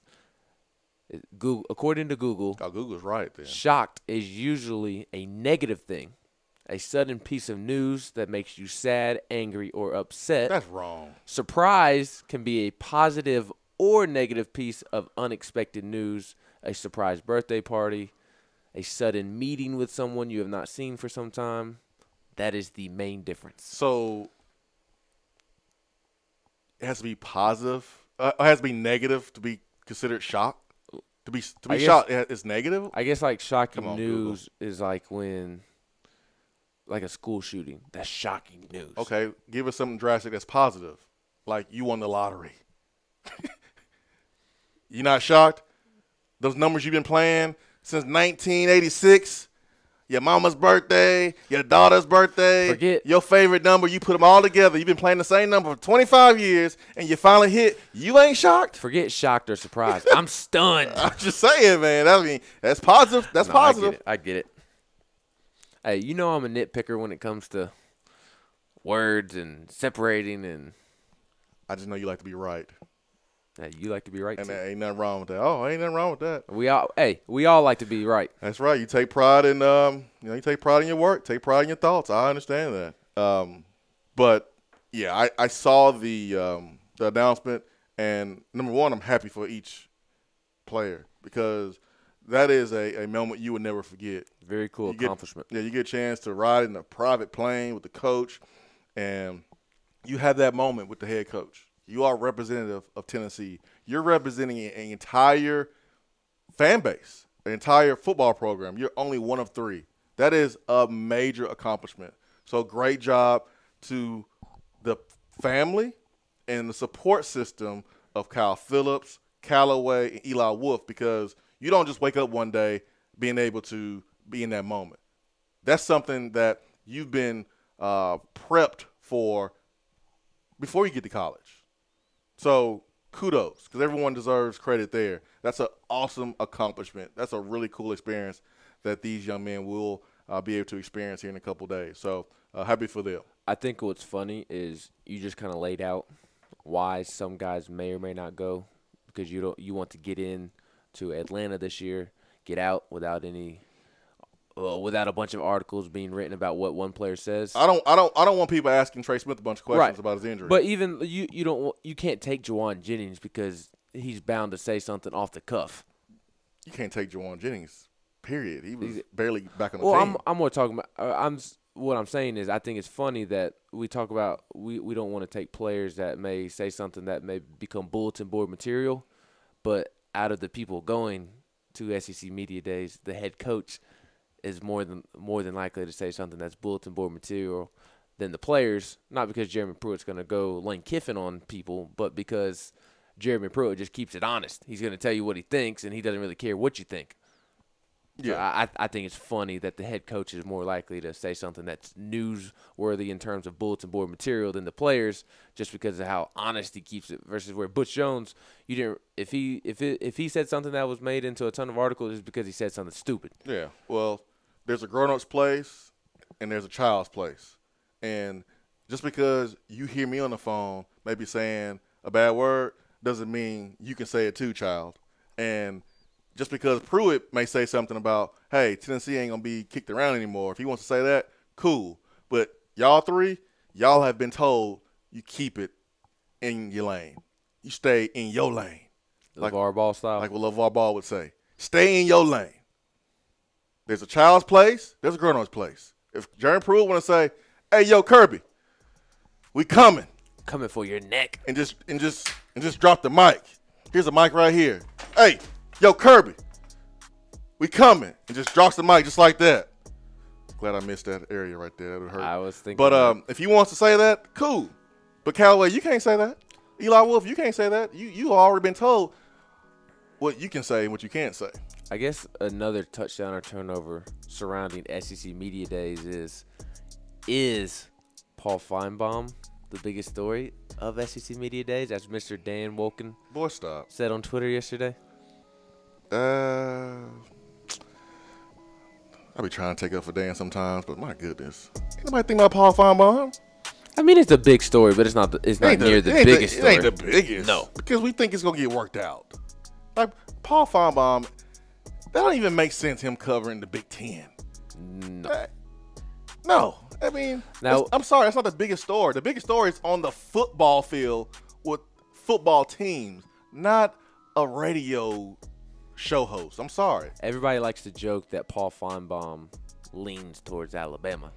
That's kind of the running theme. If I lived in Tuscaloosa, I lived in Birmingham for all those years. I would too, especially when you got guys like Harvey Updike running around. Business is business, right? But what Big Ten team would be the Alabama to Paul Feinbaum? Probably Northwestern, because I'm guessing he would live in Chicago. But are Northwestern fans of that level to where you have to worry about them? Hey, man. They're a bunch of nice people. Remember, they're Purple Vandy. Ann Arbor is like, what, 4.5, 5 hours from Chicago. I don't know. I don't know about schools close to Chicago. But I couldn't imagine Paul Farmer living anywhere else besides Chicago, unless he lives in like Indianapolis, maybe Indianapolis. That is where the Big Ten headquarters is. He can live there. I believe. NCAA headquarters. He could live there and then, be stumping for Jeff Brom there at Purdue, because Lafayette is down the road on 75. We know it would not be Michigan. 65. It would be Ohio State. He goes at Jim Harbaugh constantly, so it would be Ohio State. That's who it would be. Anyways, we're proving Dan Wolken right by even continuing this conversation. Okay, we'll stop right now. Paul's important, but the coaches and the players, they're more important. All right?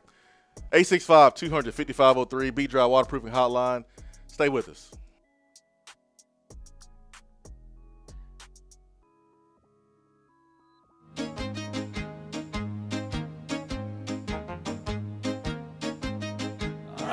Goes your car insurance. Nobody likes surprises, so switch to Erie Rate Lock. Get a great rate that stays that way even after an accident, ticket, or inflation. In fact, it's locked until you change a car, driver, or your address. Your Erie agent in Knoxville is InsureFit RM. Get a quote at 865-684-4900. That's 865-684-4900.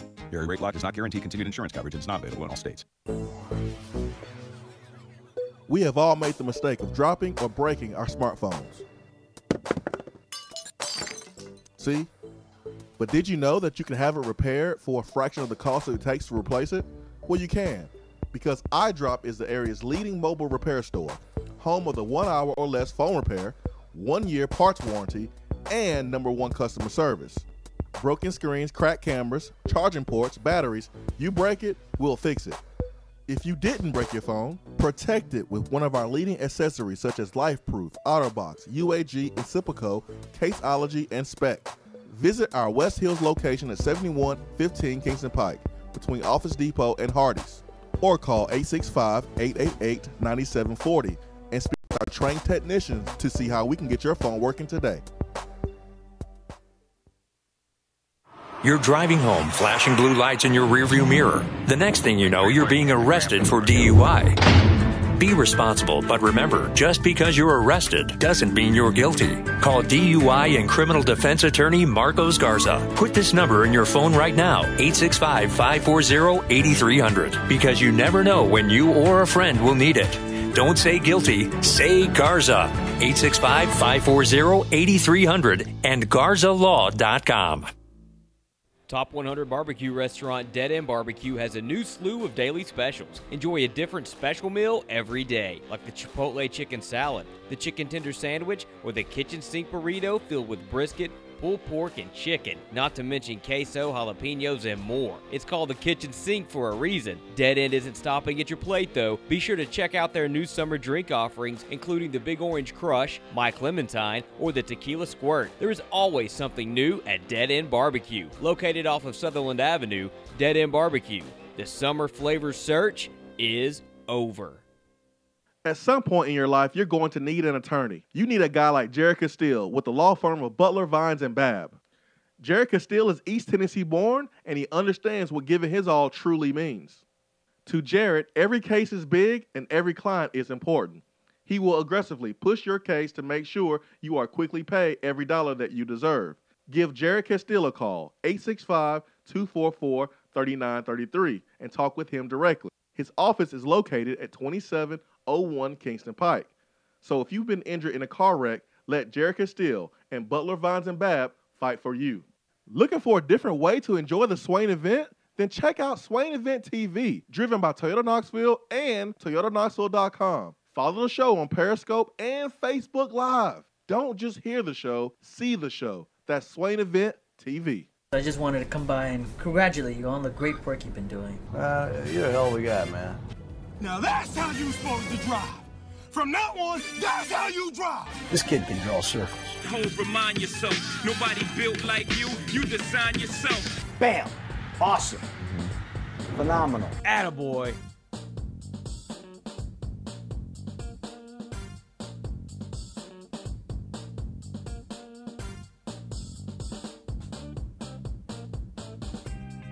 All right, it's Attaboy time. Highlight the positivity in the world of sports and also outside the world of sports. And our first Attaboy, Ben, will share with us one that is inside the world of sports. I kind of don't like giving this Attaboy because the person plays for the Cincinnati Bengals and played at the University of Alabama. But the good is outweighing the bad in this situation for Dre Kirkpatrick, who giving back to his community of Gadsden, Alabama, treated kids from his hometown to a shopping spree, turning 19 kids loose at a shoe carnival in Old Navy. The younger students were also treated to lunch at a local restaurant. It's one of the cornerstone projects of Kirkpatrick's 21 Kids Foundation because footwear is where it is at for Dre. According to Kirkpatrick, I just feel like there's nothing like having a fresh pair of kicks on your feet.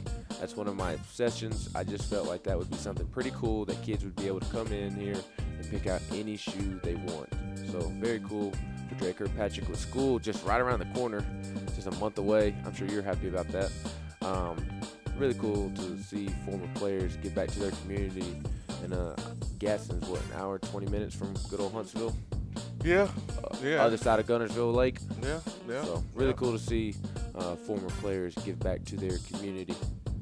Yeah, despite of what's being told in the media, there are a lot of NFL players that are doing work in the community. And I think the NFL players are getting a bad rap. Some of it deserved when you have situations like this. Some.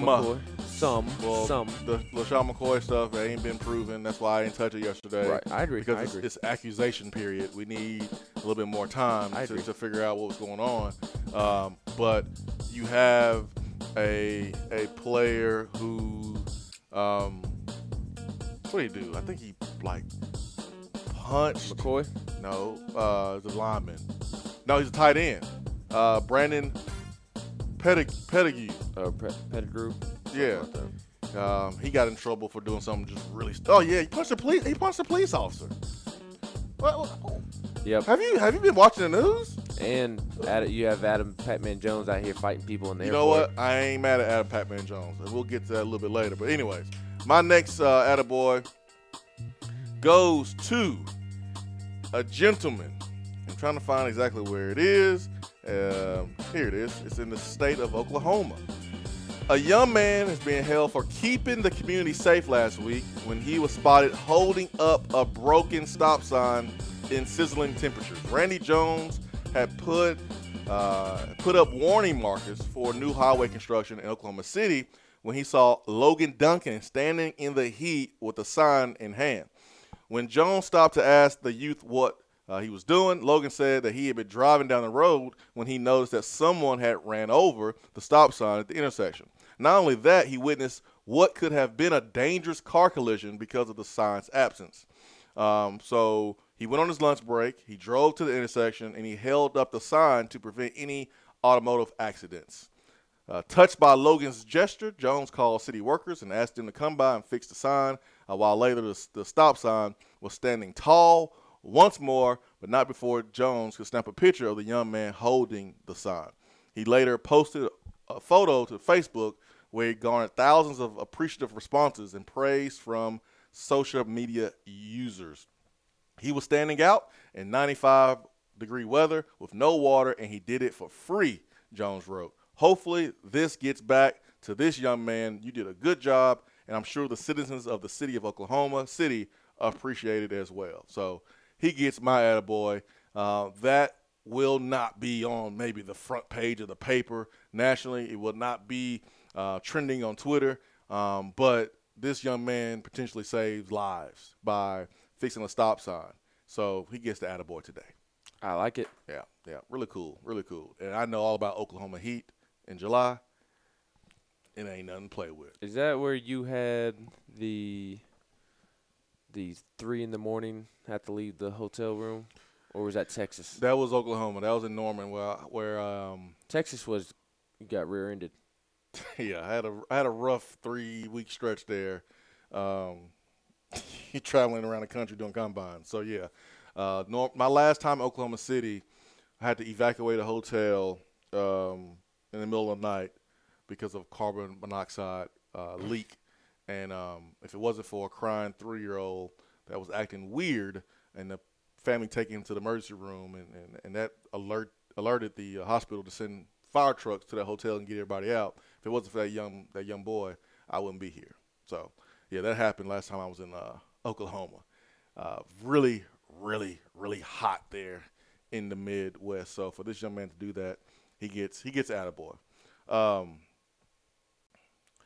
Travis Cabbage on the text box. What did he say? Oh, on Twitter, he said that he would like to see us go to app only, so to the Swain Event app, and have you have a halftime speech, a Swain halftime speech. Yeah. I try not to use that language, though. Because I got kids. They don't need to hear that stuff. I try not to use it. I'm not great at it, but I try not to use it as much. And I remember when we played Cal that season, and during the summer, Cal was preseason rated like top 5 or top 10, and they had Marshawn Lynch on interviewing him. And they were asking him about first game of the season, and coming to Neyland Stadium, and what that experience would be like. And Marshawn Lynch made it seem like he was taking a vacation. And I thought it was really disrespectful, as well as guys that are watching television there in the locker room before practice. And so every practice, Coach Cut would get the offense together, and we would have to take a knee, and he would share with us winning edge, which sometimes he would do it, sometimes Kurt Roper would do it, Trooper, Greg Atkins, someone on the offensive side of the football, would talk about ball security, would talk about details, would emphasize a point of the game that sometimes gets lost. Like, hey, ball security, there's 6 points of a football. We want it high and tight. Just to emphasize and make sure that you reiterate how important it is how to hold the ball. Because if you don't go over those fundamentals, you sometimes forget, and you never know. You might have like 4 fumbles in a game. So you want to keep talking about it to keep it in the front of people's minds. And so after that Marshawn Lynch interview, I asked Coach Cut, could I please do the winning edge for today? And during that summer, I was seeing James Mitchell a lot, our team chaplain, because I was going through some injuries, and I was just trying to be positive, and I was really trying to improve in my spirituality. I grew up in the church. Going to church every single Sunday, every Wednesday, prayer board meeting, deacon meeting, building fund meeting. My uncle was always there, and so I was always there. And so when I got to college, I kind of strayed away from that because of football, and didn't go to church, and didn't go as much as I did growing up. And so my senior year, I was really trying to get closer. And I remember James Mitchell was standing on the offensive side of the field when Coach Cut allowed me to do winning edge. And I don't remember what I said because I was blackout mad because I thought Cal was disrespecting us. I got tired of folks disrespecting Tennessee. And I went on a little tirade. But we had one of the best practices all year offensively. We were fired up, man. And I remember James Mitchell looking at me going, oh, my goodness. Boy, I didn't know you talk like that. I'm sorry, man. I was bad. And Coach Cut's a guy who never really cussed that much anyways. Even he was like, yeah, you can't do winning edge anymore. But it was a good practice. I don't see the problem. So, in the winning edge, what did you stress? I know Kyle disrespecting us. That's what I stressed. I stressed that they were disrespecting us, and that we got to represent. You got to be on your P's and we got to take pride in our work, and we got to put Tennessee back on the map, and just a whole bunch of stuff like that, man. But it was just a bunch of bad words, and I don't know what I said, to be honest. I knew it was around those lines, but I was blackout mad. You know how you get blackout mad and you don't remember some of the things that you said, and you say things maybe you don't mean? I was just upset that Marshawn Lynch was disrespecting Tennessee on ESPN. Was that before Deshaun Jackson? That Deshaun Jackson was on that team that came here. Okay. He got popped, he got shut down, and then he went off on us the next year there at home. Yes. He he created a highlight reel against us. Had Deshaun Jackson and Marshawn Lynch been at that practice that day while you were doing the winning edge, how would that have gone down? With Marshawn Lynch being the way that he is and Deshaun Jackson being the way that he is, would hands have been thrown? A lot, yeah. But we take pride in that T, and we felt like the T was being disrespected. So, yeah, I mean, I would have loved for Marshawn Lynch to hear you and Deshaun Jackson to hear you going off. Yeah, I mean, after we finished the ball walk, Cal was like on the entire field. So, at halftime, one team gets the 50 yards, the other team gets the other 50 yards. Well, before we arrived at the stadium, Cal's players were all over the field. They were standing on the tee, weren't they? They were all over the field. They were just playing around all over the field. And I remember I was up front, ball walk. And again, I wasn't thinking. I was blackout mad. All I thought about was that interview. And David Yancey remembers this because David Yancey was next to me. And that was the first time that we circled up around the tee to pray. It was the first time we did that. Now you see it at every single game. That's what they do now. But we started that in 06 and David Yancey. And again, man, I'm trying, man. The good Lord, he ain't done with me yet, man. I'm a work in progress. But the first Cal player I saw, I told him to get the blank off our field. I was upset, man. I was fired up because I just felt like everybody was disrespecting Tennessee. And so I was like, y'all get y'all's blank on the other side of the field. And we had that game won, man, from that moment because we was ready to go. Right. How did during practice when you had that moment? How did your teammates respond? Very positive.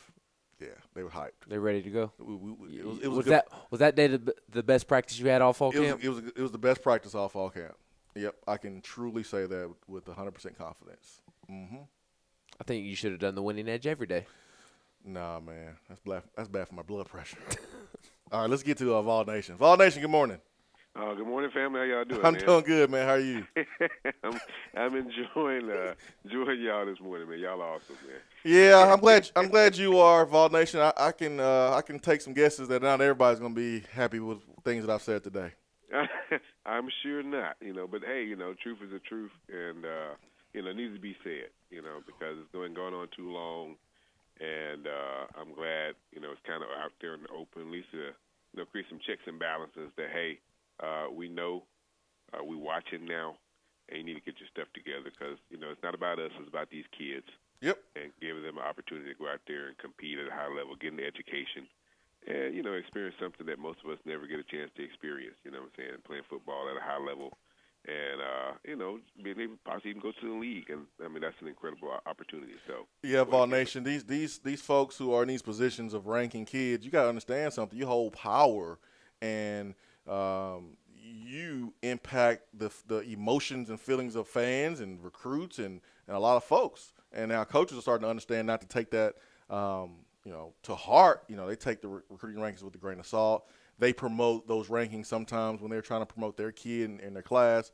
So there's always a place for recruiting rankings. There's always a place for recruiting services. I'm not here to tell you that the services as a whole are bad. I'm not trying to say that at all. I did not say that. But whoever is ranking kids in the state of Tennessee, it's showing. Yes. Your hate, whatever's going on with you personally, it's showing in your rankings. You're not being fair. You have Trey Smith ranked way out of place, but because he didn't go to your camp, you allow that to affect your job. And you can't do that. You can't let someone get you out of your game where it affects you and makes you look silly. You know what I'm saying? Like Juwan Jennings, you're in the game, and you're pushing a DB. You pushing a DB. You can't let that DB get in your head so much that you slap him upside the helmet and get a 15-yard penalty and hurt your team. You can't let someone else get you out of your game. There you go. And that's what's happening with rivals and with the guys who are ranking in the state of Tennessee. Right, and you got to be an adult. My pastor always say, if you know the nature of a thing, you're not surprised by its actions. And so, the nature of a young man, 18 to 21 years, well, at that time, 17, 18 years old, they don't know a whole lot, and they're trying to figure things out. And, the thing about it is, they may be in their feelings one minute, and then they're macho the next. They're being courted by all these, schools. I mean, it's a great time, for them and all the hard work that they've put in. The parents have, put in money and traveled here, there, and yonder. Give them that moment, you know what I'm saying? But you want to do your job with integrity, with character, and sit there and says, okay, regardless of my feelings, and sit to the side, I'm a grown adult, and let me go ahead and evaluate this person, if you can evaluate, because that may be an issue too. Boy, what you said. Evaluate it best as possible, and then go out there and give them the best rating you can give them, so they can continue on, and you can continue on, and people can look at you and say, hey, you're good at your job. Because I'm a nuclear medicine technologist, and I take pride in my job. I take pride in being able to go out and give the best quality care to every patient that comes through the door. And I'm not going to let anybody that comes in, and sometimes they're in their feelings, in their emotions, they're scared or whatever.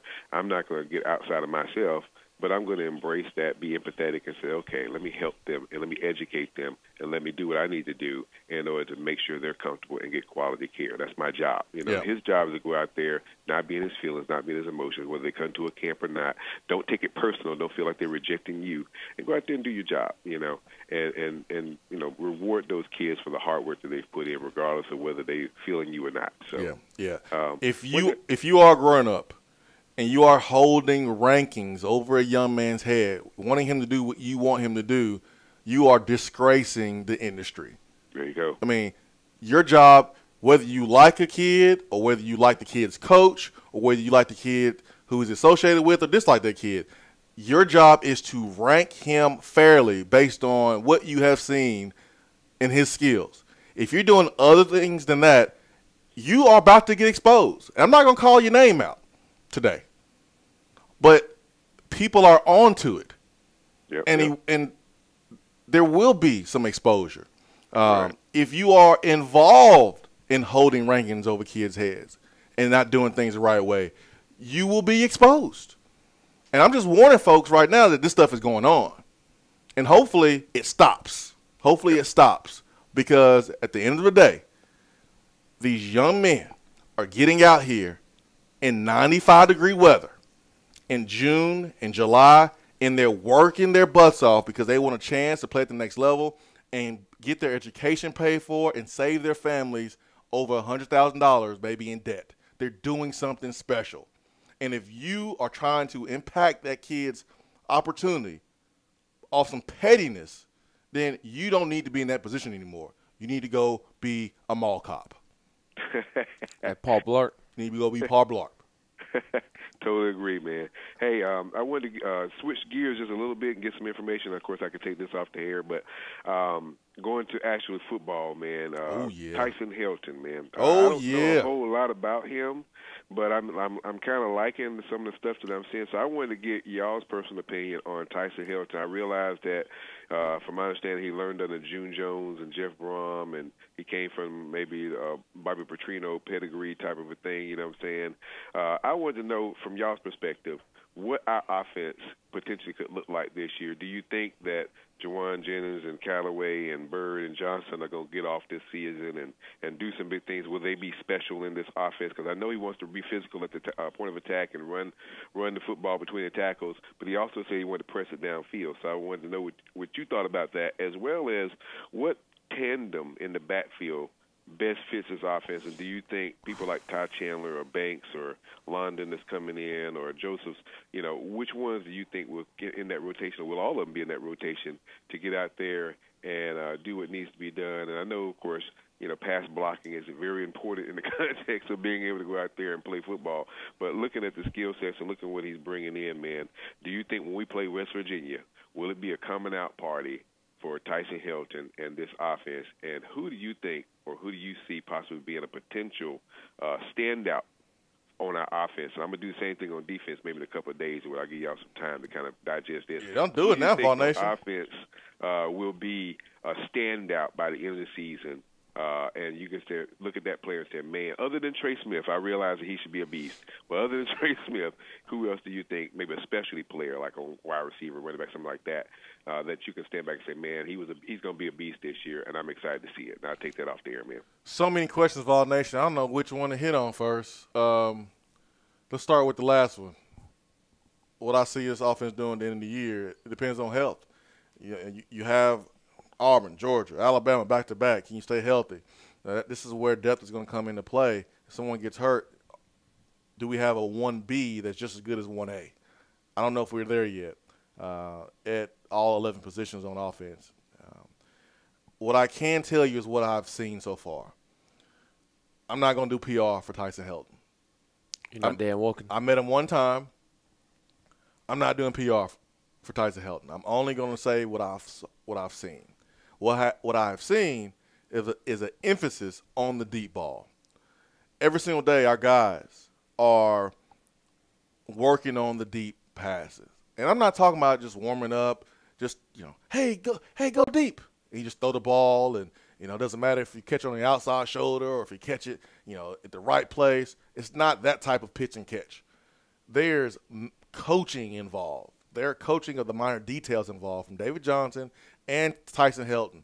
Tyson Helton, when it comes to the placement of the football, you want the ball to be 5 yards from the sideline so it can be all over the shoulder of the receiver, and the receiver to make sure that he holds the line and make sure he does not run along the sideline so that way the quarterback has plenty of room to throw it. David Johnson is stressing, making sure that for the first 15, 20 yards, you're worried about just getting past the DB. You're not looking back at the quarterback.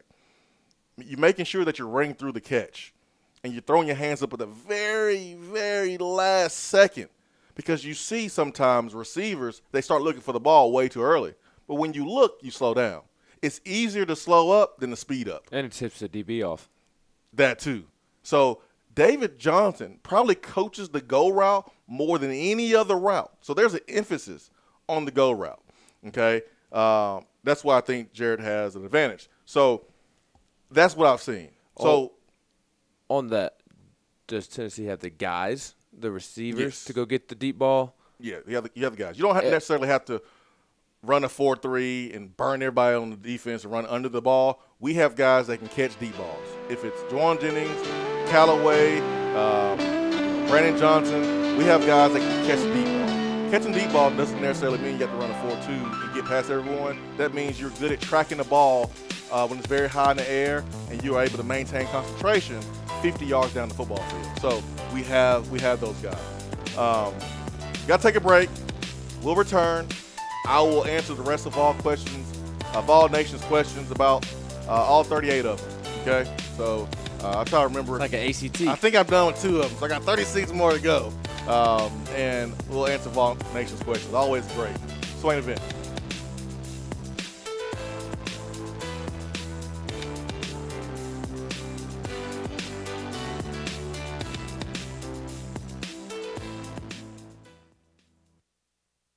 Craving homemade flavors that don't take hours in the kitchen? Mrs. Grissom's cheese spreads and chicken salads are the perfect go-to. Ready-to-eat meals and snacks found in the meat or dairy section at the grocery store, with flavors of home in every bite. Whether you crave the classic Mrs. Grissom's pimento cheese or the gold gluten-free select cranberry pecan chicken salad, enjoy the sweet taste of a home-cooked meal in every container. Select the best. Select Mrs. Grissom's.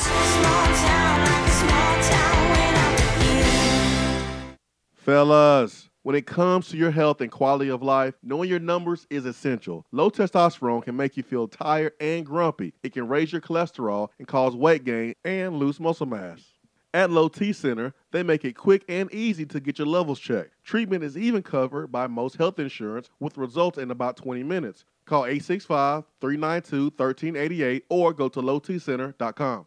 JC's Tree and Landscaping Service specializes in quality tree work done at an affordable price. Trimming and removing trees are their specialty.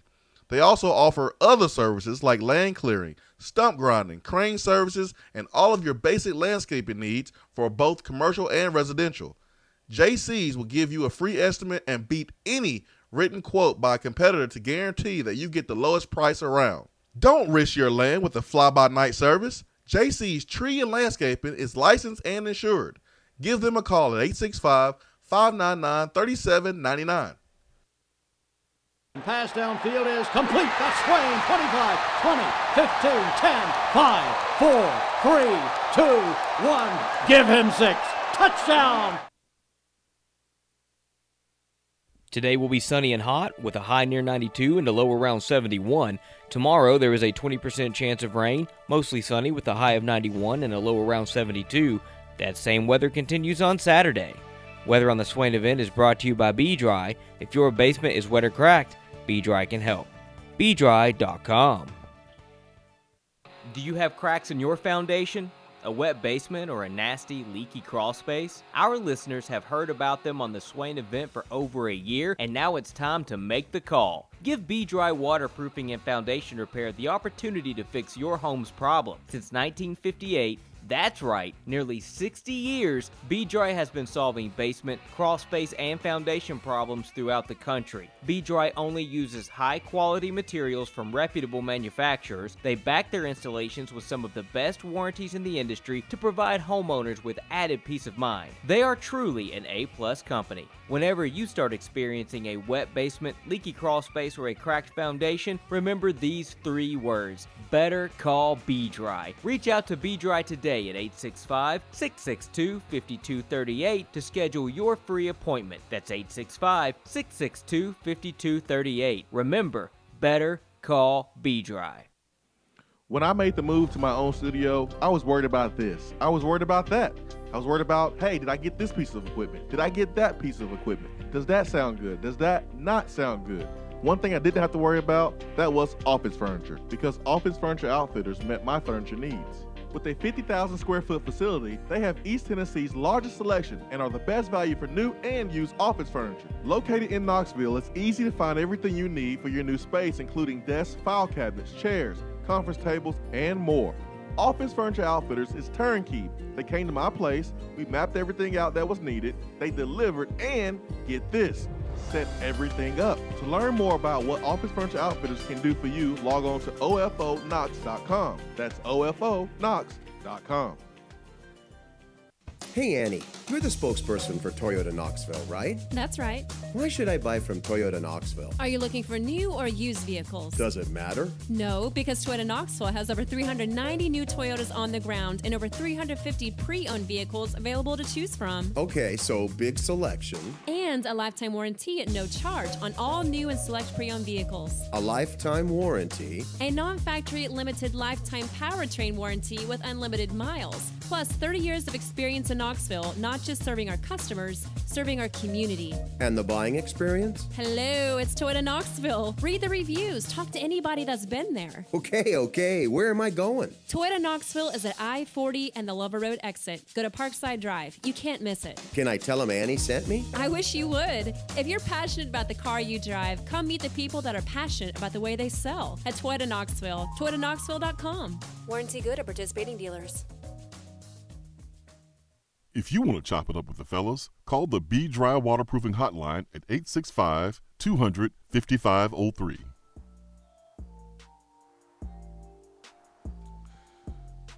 I got these questions written down, Vol Nation. I think I'm prepared. Vol Nation. Great phone call from Vol Nation as always. And I will answer those questions about this offense. And Tyson Helton, he's actually on the show notes because Football Scoop ranked their top assistant coaches who were hired this past season and how important they are. And I'm glad Vol Nation called in because we're going to discuss Tyson Helton.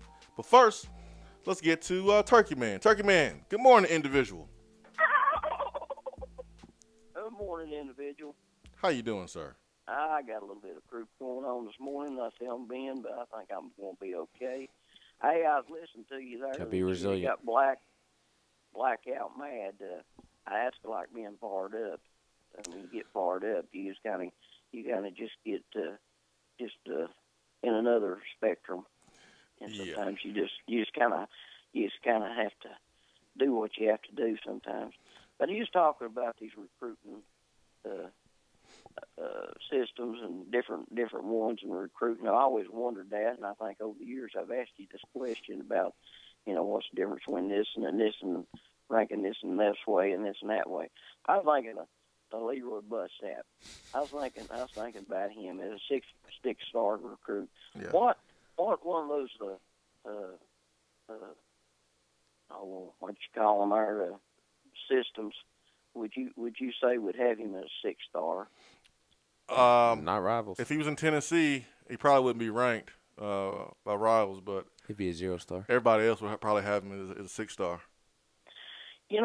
That's another thing. I've always heard if you're a 3-star in Tennessee or you get a 3-star in Florida, it's not like a 3-star in Tennessee.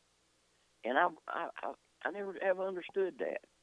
If you're a 3-star, why are you not a 3-star across the board? Hey, I never did understand that. You got different. You got different eyes. You got different people's opinions. I'll tell you this.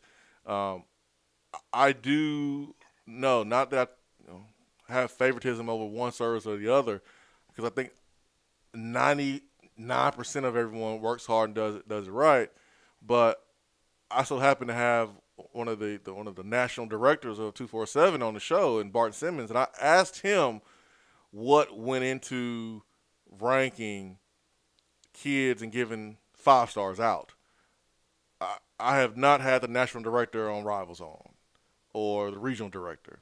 I did reach out to a regional director of Rivals yesterday, and I had a brief conversation, gave him an opportunity to dispute some of the things that's been proven, what's going on, and he can have that opportunity if he wants to. But I know when I talked to Bart Simmons at 247, and I asked him, how do y'all give out 5 stars? They only give out 32 5 stars. And the way they do it is they look and see in 3 or 4 years, are these guys going to be first-round picks? So if they feel like in 3 or 4 years this guy's going to be a first-round pick, they give him a 5-star. And that is based on talent. That's not always based on, okay, what are you going to do when you get here? Are you going to eat too much and gain too much weight, or are you going to be mentally unprepared, where you have anxiety and you're not able to perform because this is a high pressure environment playing at this level? Will you get hurt? Will there be a coaching staff? I mean, there's all type of factors that can impact the progress of a 5-star. You just don't know. But on talent alone, these 32 players they're a different level than the rest of the kids in the country. That's how 247 selects their 5 stars. We have to understand something too. There's only 32 5 stars.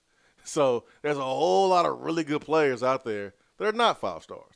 This is where the coaches come into play by watching film, inviting kids to camp, training them themselves, seeing how coachable they are. You got to do more work. You can't just rely on a service to do the work for you. So I got a lot of respect for the recruiting services. I really do. They do a good job most of the time. They really do. There are some critiques that I don't like about each service that I hope that they will correct. That way we don't ruin kids' moment when they want to make an announcement, and that way that maybe the services put their name more on that ranking than other situations. So I'm always going to have critiques. I hate committable offers. I don't like it because it's silly. But as a whole, I respect the recruiting game. I do. What about a 4-star? How many 4 stars and what it goes bumping him? Now, we're expecting this 4-star to get bumped to a 5-star. What has to happen for that 4-star to get bumped to a 5-star? Well, according to 247, they'll think that one of those 5-star players is a first-round pick in 3 to 4 years. So they change rankings, Turkey Man, and thanks for the phone call. They change the rankings. They re-rank based on camps that they have attended, based on the competition that a particular player has went up against and beat. If you are a receiver and you beating the number 2 corner all day long, then we're gonna probably take you from the 50th best receiver. We're going to probably bump you up a little bit because you are dominating the best competition at the camp. So rankings are not final until they are, which will be right before signing day. So you have your early eval period, you have the camp schedule that takes place, and then you have another eval period then, and then you have your senior season. You know, Kyle Phillips didn't get his 5th star until he started dominating fools there at the U.S. Army All-American game. That's when he got his 5th star. So let's take the star system individually with a grain of salt. Let's demand that everyone does things the right way, and the rankings are done in good faith with good intentions, and understand that they're going to be off some. Do not have the expectation that it's a science to rank each kid appropriately and be 100% accurate, because NFL GMs are not right all the time. They're not. So what we expect and what we should demand is that if you're ranking a kid, you're solely doing it because of what you see in his abilities and not because of you liking him or disliking him or liking him or disliking the people that he's around. That is what we call BS. And that needs to stop. That's the only reason I'm bringing this up, because it needs to stop. 865-200-5503. When we come back, Tyson Helton ranked as top 10 most important assistant coach hire in the country by Football Scoop, and we will share what Football Scoop had to say about Tyson Helton coming up.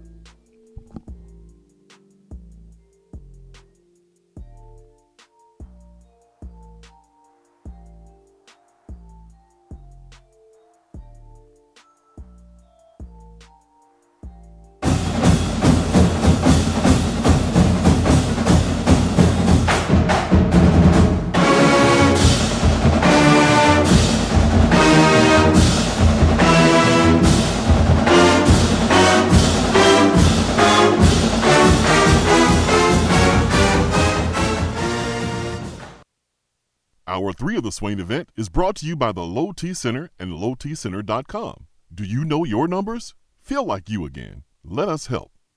All right, team, listen up. It's tailgating time again in Tennessee. But most importantly, team, you're going to need to refi that tailgate and the truck it's attached to with a refinanced auto loan with Alcoa 10 Federal Credit Union with their Got That promotion. They'll give you up to $500 for your debt. Are you serious, Coach? That's right, Johnny. Alcoa 10 will pay you up to $500 for your debt. Now, let's get out there and spread the word. Say it with me. Alcoa 10, Alcoa 10, Alcoa 10. ATFCU is an equal housing lender. With the hot weather and humidity comes mosquitoes and other pests. Let Southeast Termite and Pest Control take care of that problem for you. They offer one-time or package treatments that control biting adults as well as larvae. Southeast Termite and Pest Control has been in business since 1971 and is local and family-owned. They offer free estimates and quotes with no obligations. So don't get bit anymore. Go with the pest control company you can trust. Call Southeast Termite and Pest Control at 865-925-3700 or find them online at southeasttermite.com. For a replay of each day's Swain Event TV, like us on Facebook.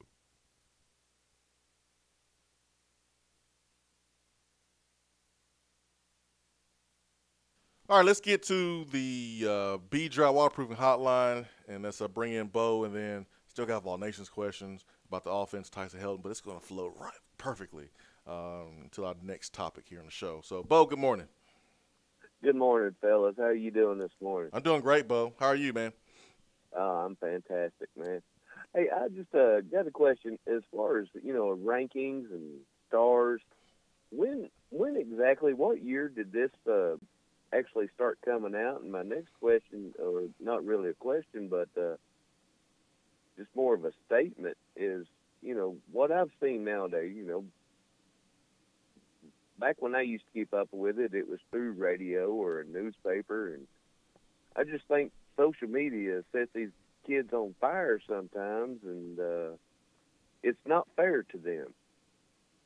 And so I think social media can be a bit of an obstacle for them, because they've got to put their product out there. They've got to showcase it in some way or another. But sometimes that doesn't translate to the coaches that are actually looking at them. Looking at their total game. Not just highlights, but, total games. They want to see the good and bad side of you. And it's a little confusing to me because stars, to me, doesn't mean a lot. What stars mean is that, you could be the greatest thing since sliced bread, or you could be, the hole in the T-shirt pocket. Who knows? I think it really all comes down to, your coaching. Who is going to develop you into a good football player and then take you to the next step and get you to be a great football player. And to get you to the elite level, you're going to have to be an excellent football player, an excellent teammate, an excellent student. You're going to have all these things combined. So the 5-star, 4-star, 3-star, no stars, it doesn't matter. And I was just wondering, like I said, when did the star ranking actually start happening? Because I know of a few former players that probably didn't have that many stars, but turned out to be superstars in the end because of coaching. Yeah.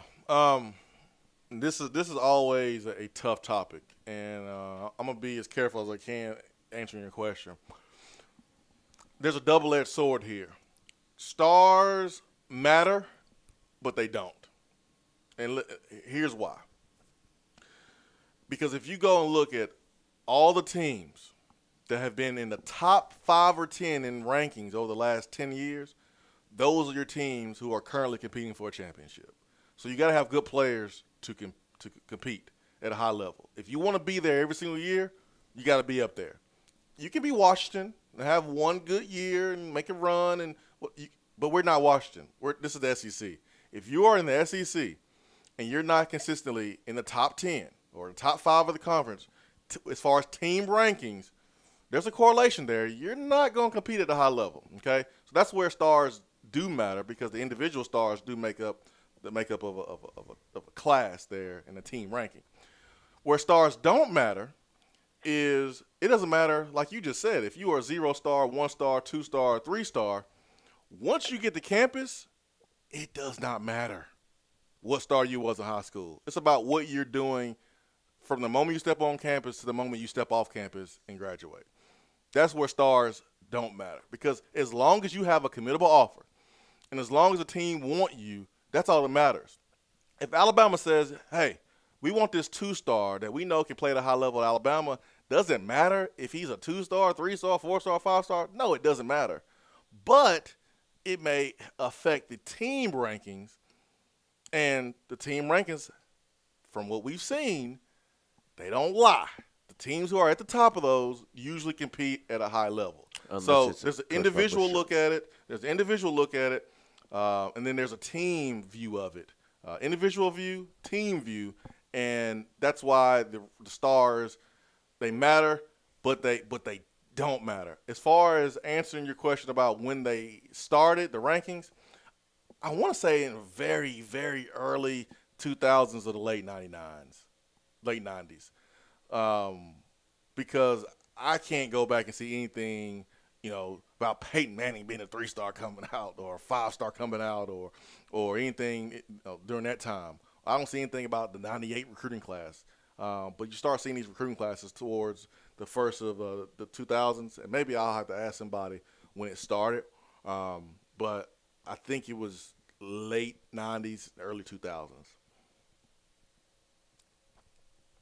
Okay. Okay. So, in your opinion, let's talk about the late 90s, early 2000s. Mm-hmm. Even as far as Tennessee recruits go, Al Wilson, what kind of star would he have been coming out of high school? Undersized. To play linebacker in the SEC. Well, I don't know. It depends on the defense coordinator or the program that would consider him undersized. Hey, he was a running back. He played both sides of the ball. Yeah. Darrell Taylor came in as 210, 15 pounds, and they felt like he can develop it to a defensive end.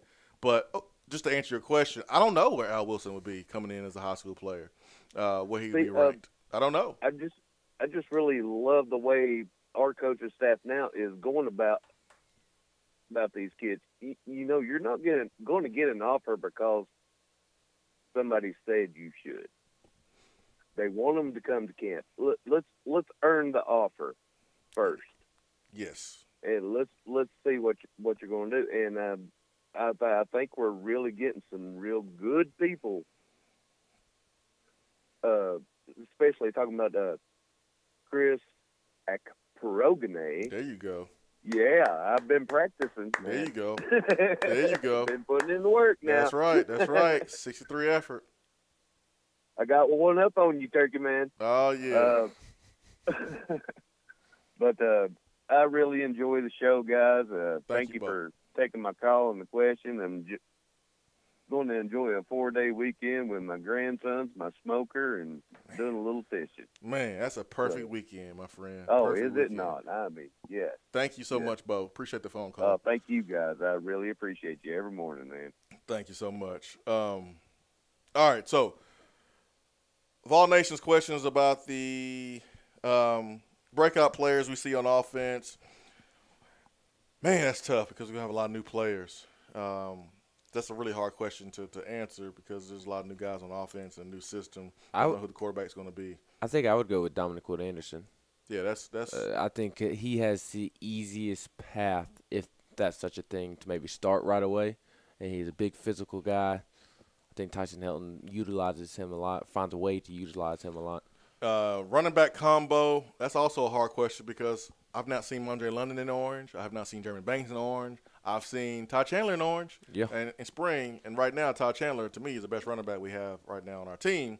But that all can change in the fall. I know our staff likes big backs, but it's going to be really hard to deny Ty Chandler because he is a stud and he can hit a home run at any minute. Can he pass block and do those things? That's going to be the question for him being an every down back for Tennessee. Not only Ty Chandler, but Tim Jordan. I think Tim Jordan will. Yeah, he's a bigger back. I like this situation, though. I know we haven't seen Mondre London. We haven't seen Jeremy Banks. But the thought in my head is that, okay, a 1-2 combination of Ty Chandler and Jeremy Banks / Mondre London / Tim Jordan, I like that. It may not be the best in the SEC, but I think it's far from the worst. I think could be a really good tandem. Yeah, I'm not going to get caught up in the whole 1-2 combination because I think it's going to be a running back by committee. I think it's going to be 3 or 4 guys who contribute, and it's not going to really matter who starts. It's going to be who finishes the game in the fourth quarter. And it's all going to come down to the offensive line. I mean, quite frankly. Well, in my opinion, it will. It always starts with the offensive line, but who makes the offensive line right? Which running back is able to make the offensive line right more times than not will get the most run too. Big Orange Mac, what is up? Always love your phone calls. Really cool to see you fishing with your young son. You're teaching him right, my friend. Good morning, Big Orange Mac. Good morning, gentlemen. Yeah, he's something else. He's growing, learning leaps and bounds, man. I'm real proud of him. I hope he becomes an upstanding, fine citizen one day, not some knucklehead. Well, I'm trying my best with him. I want to touch on this recruit thing real quick. Number one, I think the national perception of the state of Tennessee and their athletes, well, Tennessee don't produce many kids. If you look at some of the NFL rosters, you see Texas, you see Florida, California, Ohio, where these kids come from. You don't see many Tennessee kids. But here of late, in the last, maybe 10 years, man, there's a lot of talent coming out of Tennessee. But the national perception is still, they got a lot of podunk, rural areas. Football really ain't good in Tennessee. That's changing. And I think these y'all don't – this ain't Jason Swain's words. This is Mac's words. These national writers get a God complex I rank Jason Swain a 5-star. He should appreciate that. They get this God complex, in my opinion, and I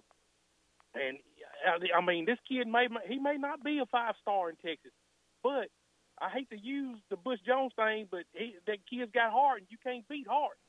That's right. You know, with the right training and getting to the training table if it needs to beef up, they got all the nutrition, they got all that new technology in the world to beef a young man up. Get him the right coaching, and he can be a 5-star player. Some kids are not developed yet. You know, some kids that are 5-star might turn out to be a bust. You know, we've had some kids. What was the Santos kid out of Texas that went to Texas? Dalton I ain't Santos. heard from that dude since. Yep. So, yep. I mean, I think that's the national perception of Tennessee athletes, but that's changing. And I got into a conversation with a gentleman on Twitter who's an Ohio State fan, lives over in Clarksville. He said, y'all can't win ball games until y'all win your own state in recruiting. Things are different now, okay? The way the mid-state is growing, a lot of people is moving into the mid-state. Probably some of these kids don't have an emotional attachment to the state of Tennessee. Hey, that's my state, that's my school, that's where I'm going to go. It ain't like that now. It's a national game. You got games on TV every week. You can pull them up on your phone and watch Oregon. You don't have to live out there to watch Oregon, watch Nebraska. And another thing, too, we've been so terrible for so long, these kids are like, I don't want to go there and, beat my head against the wall for 4 years. I mean, that's just with these kids nowadays, and I was a kid once, whatever's the new hotness, that's what's happening, and that's where they floating to. It is what it is, and until we start winning ball games, get back to being Tennessee football, all that other stuff will fall right into our hat. We ain't got to get out here and beg these kids to come. But I like what Coach Pruitt is doing. I'm giving them the eyeball test. Jason Swain can tell me he makes the best brisket in the world. But I don't know that until I actually put it in my mouth and give it a taste. Well, that's facts right there. Well, that's Big Orange Man. That is a fact. I mean, that's proven now. I don't know if that's a good example of Big Orange Man. That might not be a good example. That is a fact. No, I'm just kidding. But you're right. There's nothing wrong with what you said there. And the buddy you was talking to, that's Ohio State fan. He's not technically he's not wrong. Because we're losing, we lost Kane Patterson to them. We lost Von Bell to them. They go out, they come down here, and they get the kid from Oakland, the running back, with a really cool last name. What's his name? From Oakland High School. Golly, I said it the other day. But when you are coming in and taking advantage of some instability with the program and the coaching staff, that is no different than Tennessee coming into the state of Alabama during the Mike Shula, Dennis Franchione, and Mike Price days and taking me, Jason Allen, and Aaron Sears from North Alabama. That's no different. It's no different. You got to be able to make sure that your own grass is cut or guys will leave, and that's what's happening. Von Bell grew up as a Tennessee fan, but you can't, you can't talk yourself into going into a toxic situation when there's a better one here. You just can't do it. So what Tennessee has to do is we got to mow our own grass, take care of things, and make this place attractive enough to attract our in-state players. Now, you made a comment about the national perception of the talent. And let me try to make a fair statement about the talent in Tennessee. Our top 5 players, our top 5 football players in the state of Tennessee, our top 5 high school football players, and I wouldn't go to Rivals to look at the top 5 football players in Tennessee because over the years I've already shown you how it can be all messed up. If you take our 5 best football players in the state of Tennessee, they match up with Florida's, they can match up with Georgia's, they can match up with Texas. Where Texas, Georgia, Florida, when they separate, Louisiana, California, is that 5 to 20 range. That's where it separates. They're deep. A 3-star in Georgia, if he moved to Tennessee, would be a 5-star. I mean, that's where you separate. You have so much talent. Georgia can pretty much, put up a fence around Georgia, and I'm using air quotes here. But there's so many players in Georgia that Tennessee can go in, Clemson can go in, Florida State can go in, Florida, and they can still pull really good players because you just can't get them all if you're Georgia. You can sign the top 25. The 25 through 40 are really good players too, and maybe SEC caliber. That's where Georgia separates themselves from everyone else. Tennessee has really good talent from 1 to 5, maybe 1 to 8, maybe 1 to 10 some years. But it's the 1 to 20 to 25 that comes up short against other big-time states, if that makes sense. Oh, I hear you. I hear Yeah, exactly man. what you're saying. I hear you, man. That great talking to y'all this morning. Thank you, man. The boss man is looking at me. I better get off the phone. All right, man. All right. See you, Big Orange Man. Get out of here, man. I want to get you in trouble. All right, so Tyson Helton, according to Football Scoop here, is ranked as the 7th most important hire for an assistant coach this year. And it says, why is he important? The Tennessee job is the biggest of Jeremy Pruitt's life. Bar none. Everything Pruitt has done in his 44 years on this planet and 21 seasons in the coaching business has built towards this exact moment. Maybe he takes over for Nick Saban at his alma mater one day. Maybe he moves on to the NFL, or maybe he sticks around Knoxville as a second coming of General Robert Neyland. The possibilities are endless. But one thing is certain, that future will be written through what happens in the next 2 to 4 years. As such, Tyson Helton is the biggest hire Pruitt will ever make in his life. And it says that Helton is well qualified for the position. He was schooled under the likes of June Jones, Jeff Brom. Helton's work at USC, here's a very interesting quote, part in this article. It says, Helton's work at USC most likely saved the staff's jobs in 2016, as redshirt freshman quarterback Sam Darnold rescued the Trojans from a 1-3 start to finish 9-0, capped by a thrilling Rose Bowl win and a Final 3 ranking. That's a really, really interesting quote there. Helton has made his mark in the game by working with big arm, scoreboard popping quarterbacks. Before he mentored the number 3 overall pick in the 18 draft, which would be Sam Darnold, Helton has spent 2 seasons as the offensive coordinator at Western Kentucky, where he guided Brandon Doughty to throw for 371 yards per game, and then a stupid number again at 361 in 2015, leading the Hilltoppers to a 12-2 mark and the Conference USA title in its final 24 ranking. So Helton's offense is multi-dimensional. It is multiple. It is an offense that will feature a fullback, lead block if we need one, but we will also go over your head if we need to as well. You want to stretch the defense, and Tyson Helton certainly believes in the deep ball, but he believes in running the football first.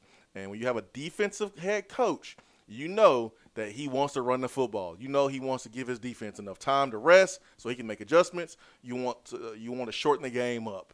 And this article saying that Tyson Helton is the most important hire as far as coaching staff is 100% right. Because who did Kirby Smart hire and gave the keys to the offense to, so that way he doesn't have to worry about it. He doesn't have to micromanage like Will Muschamp. He can focus on defense. He gave it to Jim Chaney. And Jim Chaney was able to take a true freshman quarterback and some other pieces and put Georgia in a position, along with that really good defense. Jim Chaney and Sam Pittman. To win a championship. Yeah, so Jim Chaney was the most important hire for Kirby Smart, offensive coordinator.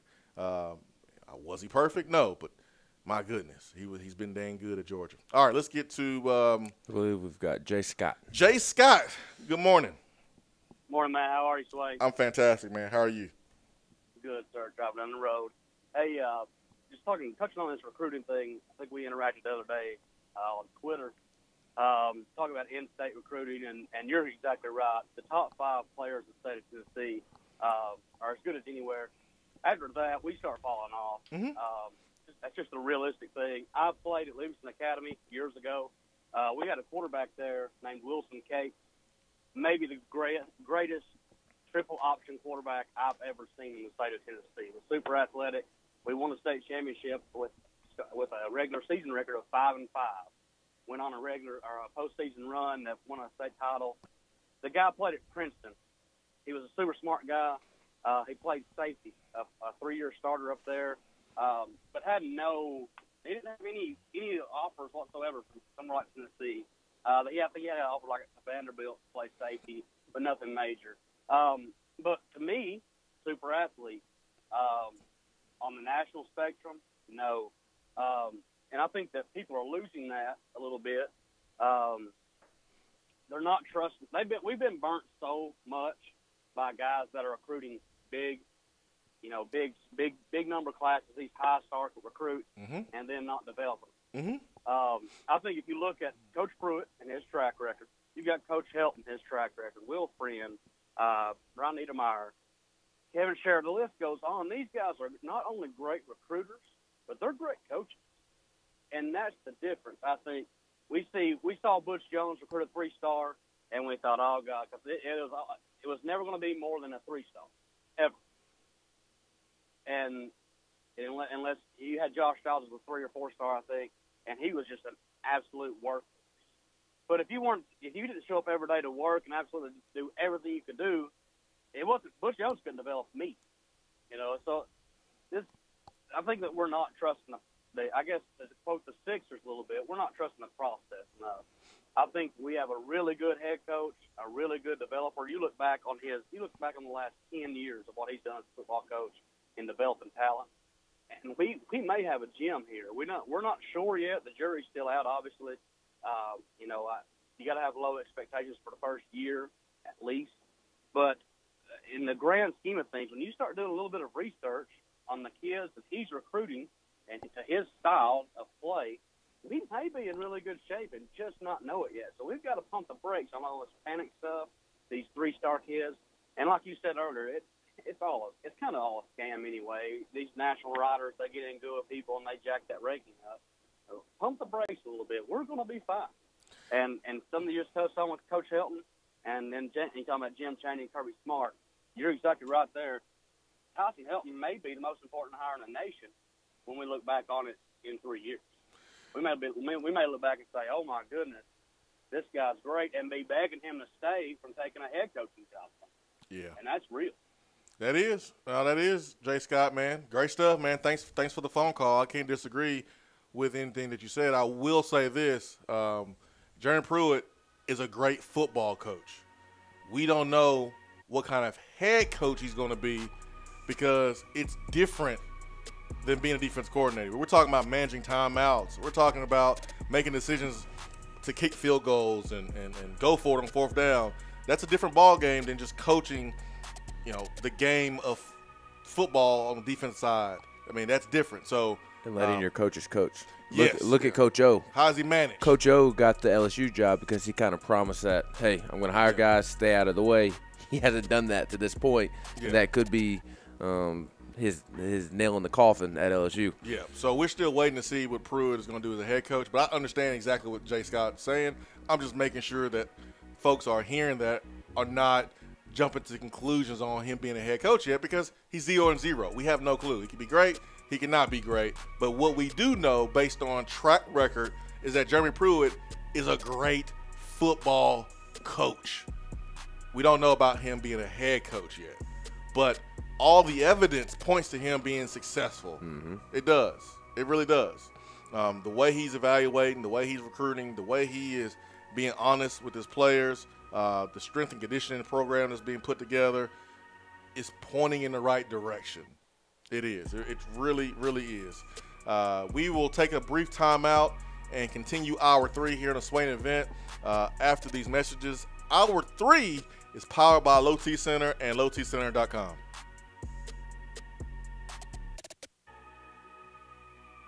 Hour 3 of the Swain event is brought to you by the Low T Center and lowtcenter.com. Do you know your numbers? Feel like you again. Let us help.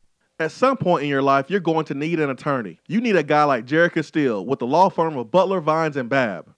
Jared Castile is East Tennessee born, and he understands what giving his all truly means. To Jared, every case is big and every client is important. He will aggressively push your case to make sure you are quickly paid every dollar that you deserve. Give Jared Castile a call, 865-244-3933, and talk with him directly. His office is located at 2701 Kingston Pike. So if you've been injured in a car wreck, let Jared Castile and Butler Vines and Babb fight for you. Hey, Annie, you're the spokesperson for Toyota Knoxville, right? That's right. Why should I buy from Toyota Knoxville? Are you looking for new or used vehicles? Does it matter? No, because Toyota Knoxville has over 390 new Toyotas on the ground and over 350 pre-owned vehicles available to choose from. Okay, so big selection. And a lifetime warranty at no charge on all new and select pre-owned vehicles. A lifetime warranty. A non-factory limited lifetime powertrain warranty with unlimited miles. Plus 30 years of experience in Knoxville, not just serving our customers, serving our community. And the buying experience? Hello, it's Toyota Knoxville. Read the reviews. Talk to anybody that's been there. Okay. Where am I going? Toyota Knoxville is at I-40 and the Lover Road exit. Go to Parkside Drive. You can't miss it. Can I tell them Annie sent me? I wish you would. If you're passionate about the car you drive, come meet the people that are passionate about the way they sell at Toyota Knoxville. ToyotaKnoxville.com. Warranty good at participating dealers.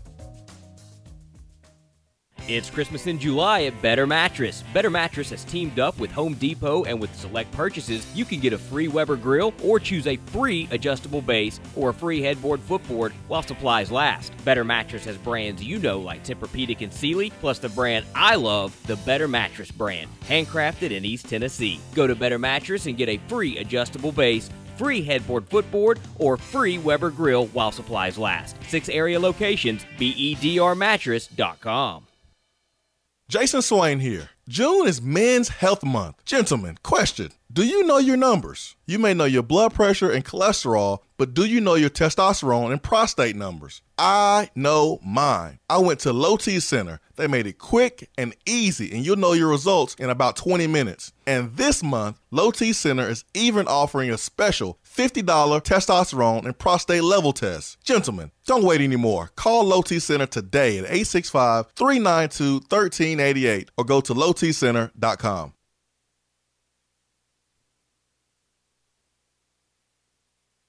JC's Tree and Landscaping Service specializes in quality tree work done at an affordable price.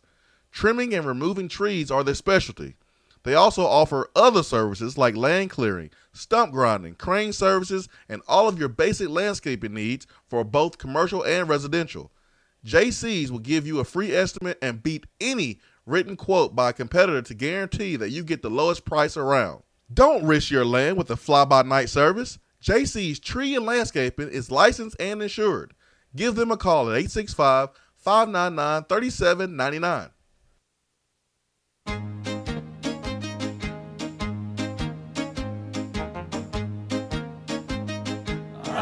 Goes your car insurance. Nobody likes surprises, so switch to Erie Rate Lock. Get a great rate that stays that way even after an accident, ticket, or inflation. In fact, it's locked until you change a car, driver, or your address.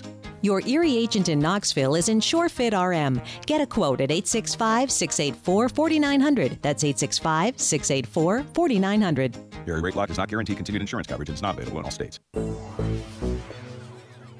We have all made the mistake of dropping or breaking our smartphones.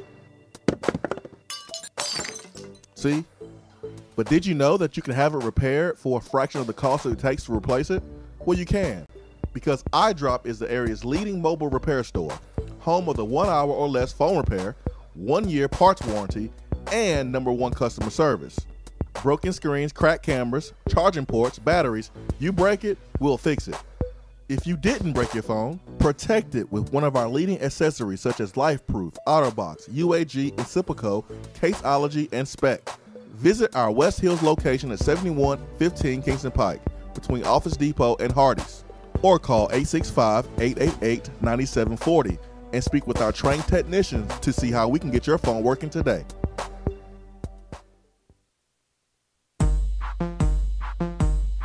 Butch Jones replacing Philip Fulmer on the Jumbotron. For what? People getting drunk and stumbling into the wrong house. For what? Butch saying a chart told him to kick an extra point instead of going for 2. For what? People who break the law while breaking the law. For what?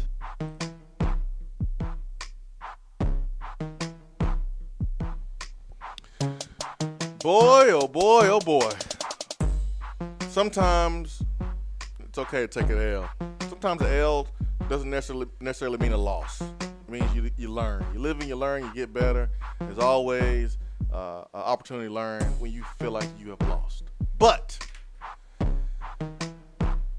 Pac-Man Jones just caused a gentleman to take about 4 L's in one.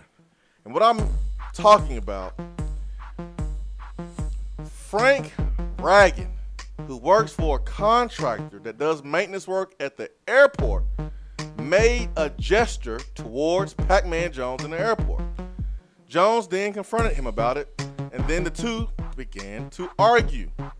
Police said Ragan punched Jones, cutting his face. Jones defended himself, knocking Ragan to the ground. Now, I saw the video. The guy ran up on Pac-Man Jones. Pac-Man Jones had a backpack on and socked this young man right in his face, knocked him out. He was dazed and confused. Go night-night. And someone got arrested during this situation, during this altercation.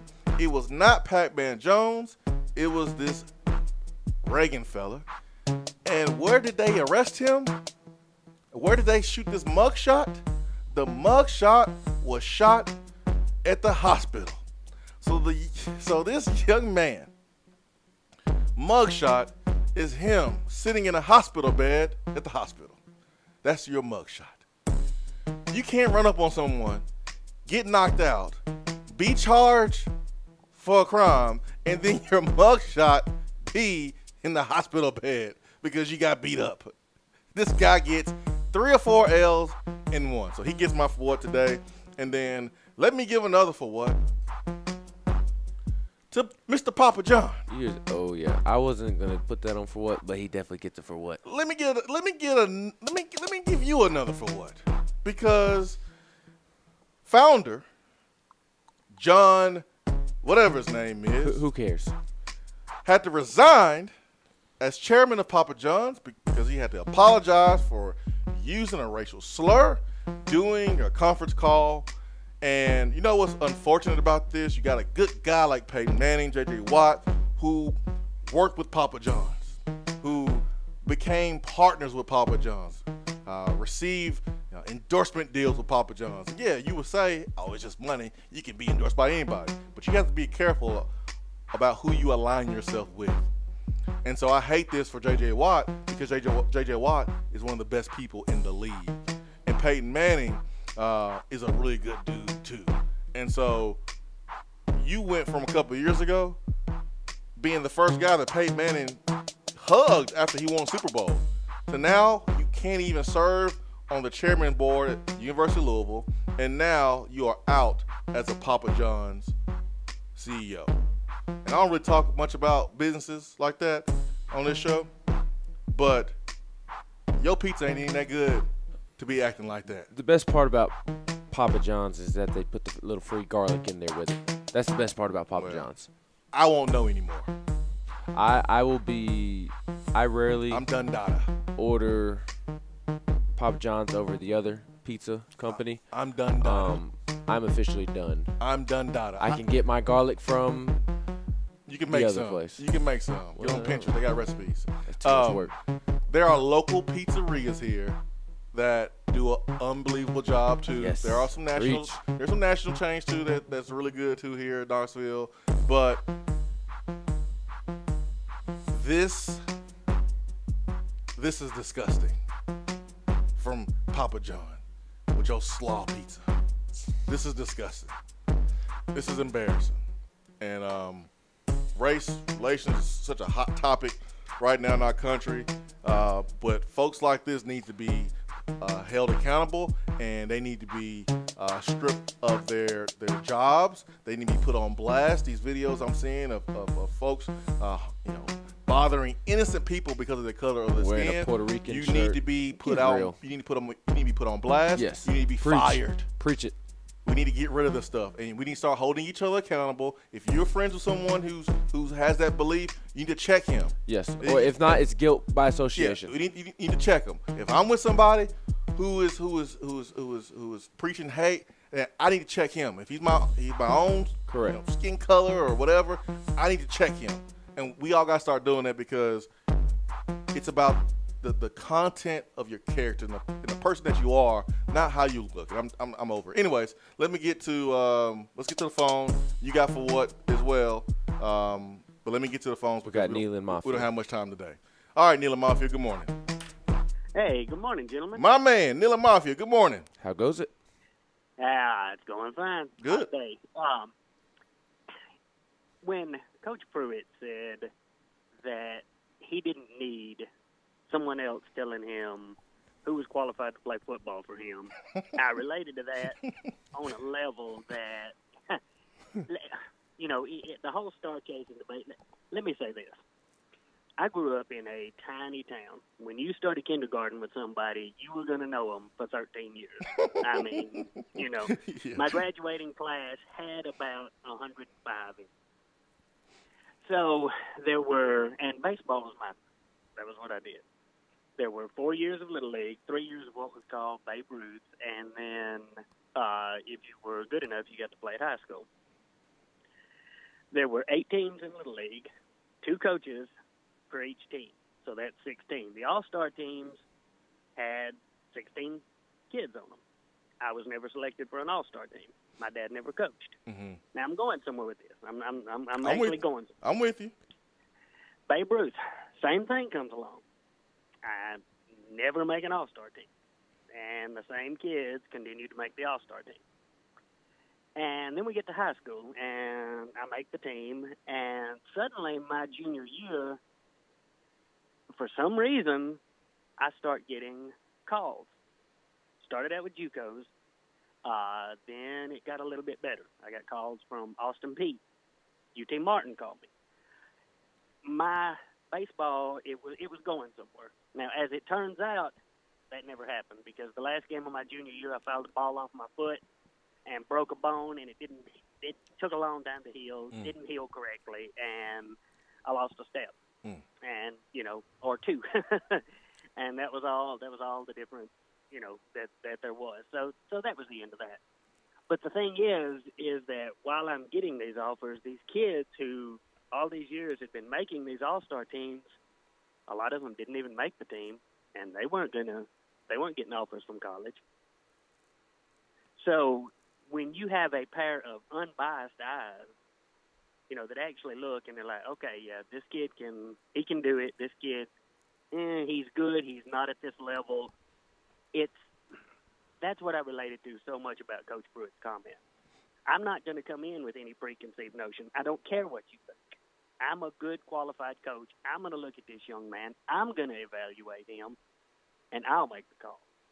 And, so when I look back, at how that happened, and it's not like Rivals or any of those where sometimes there's or other organizations where there can be money under the table for 7-on-7 clinics, or all that kind of. No, there was no money, but the principle was the same. Yes. In that the system was already kind of stacked against you, and you could be as good as you wanted, and it in a way it wasn't going to matter. And now, having said that, that reflects in other ways too, because when you look at baseball, and you're watching a game, where's your eye drawn to? The pitcher. That's where it always starts. Well, the coach's sons always pitched.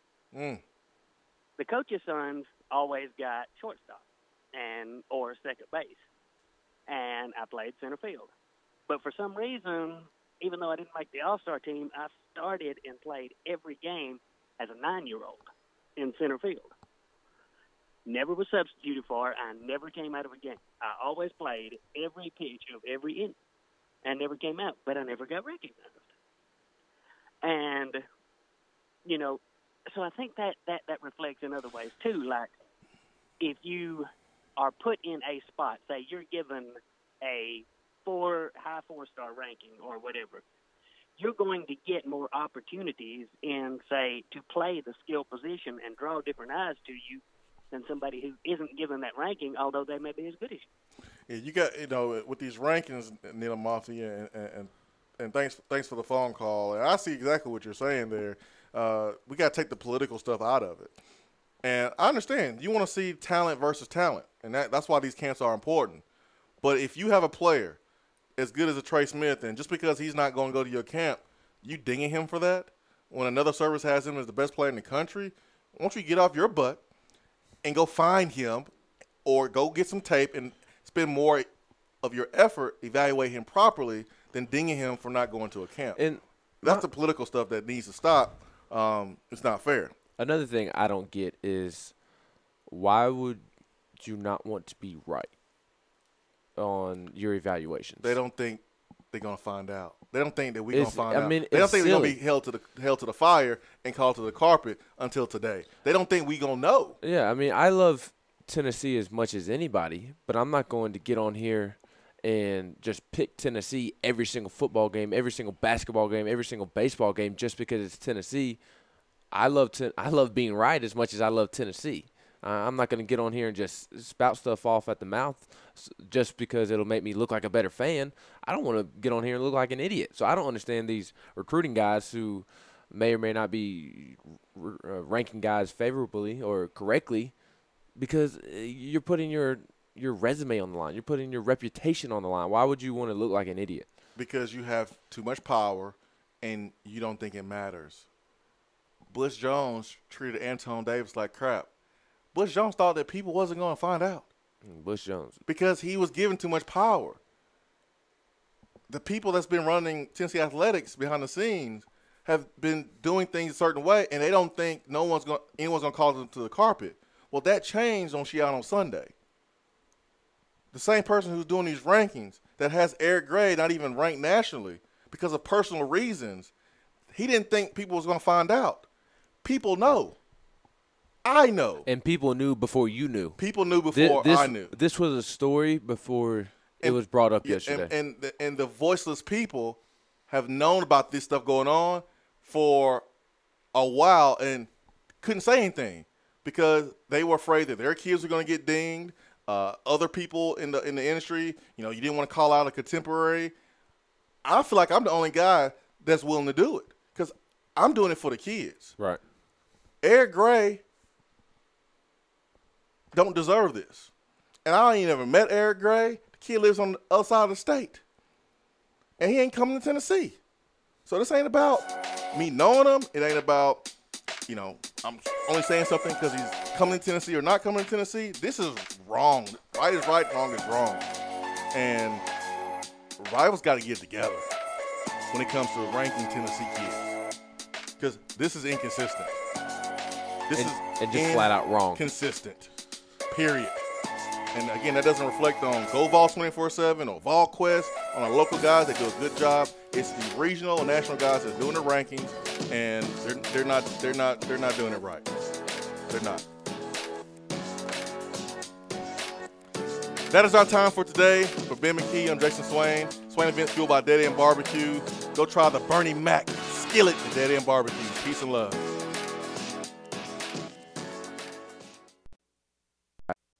Hour 3 of the Swain event is brought to you by the Low T Center and LowTCenter.com. Do you know your numbers?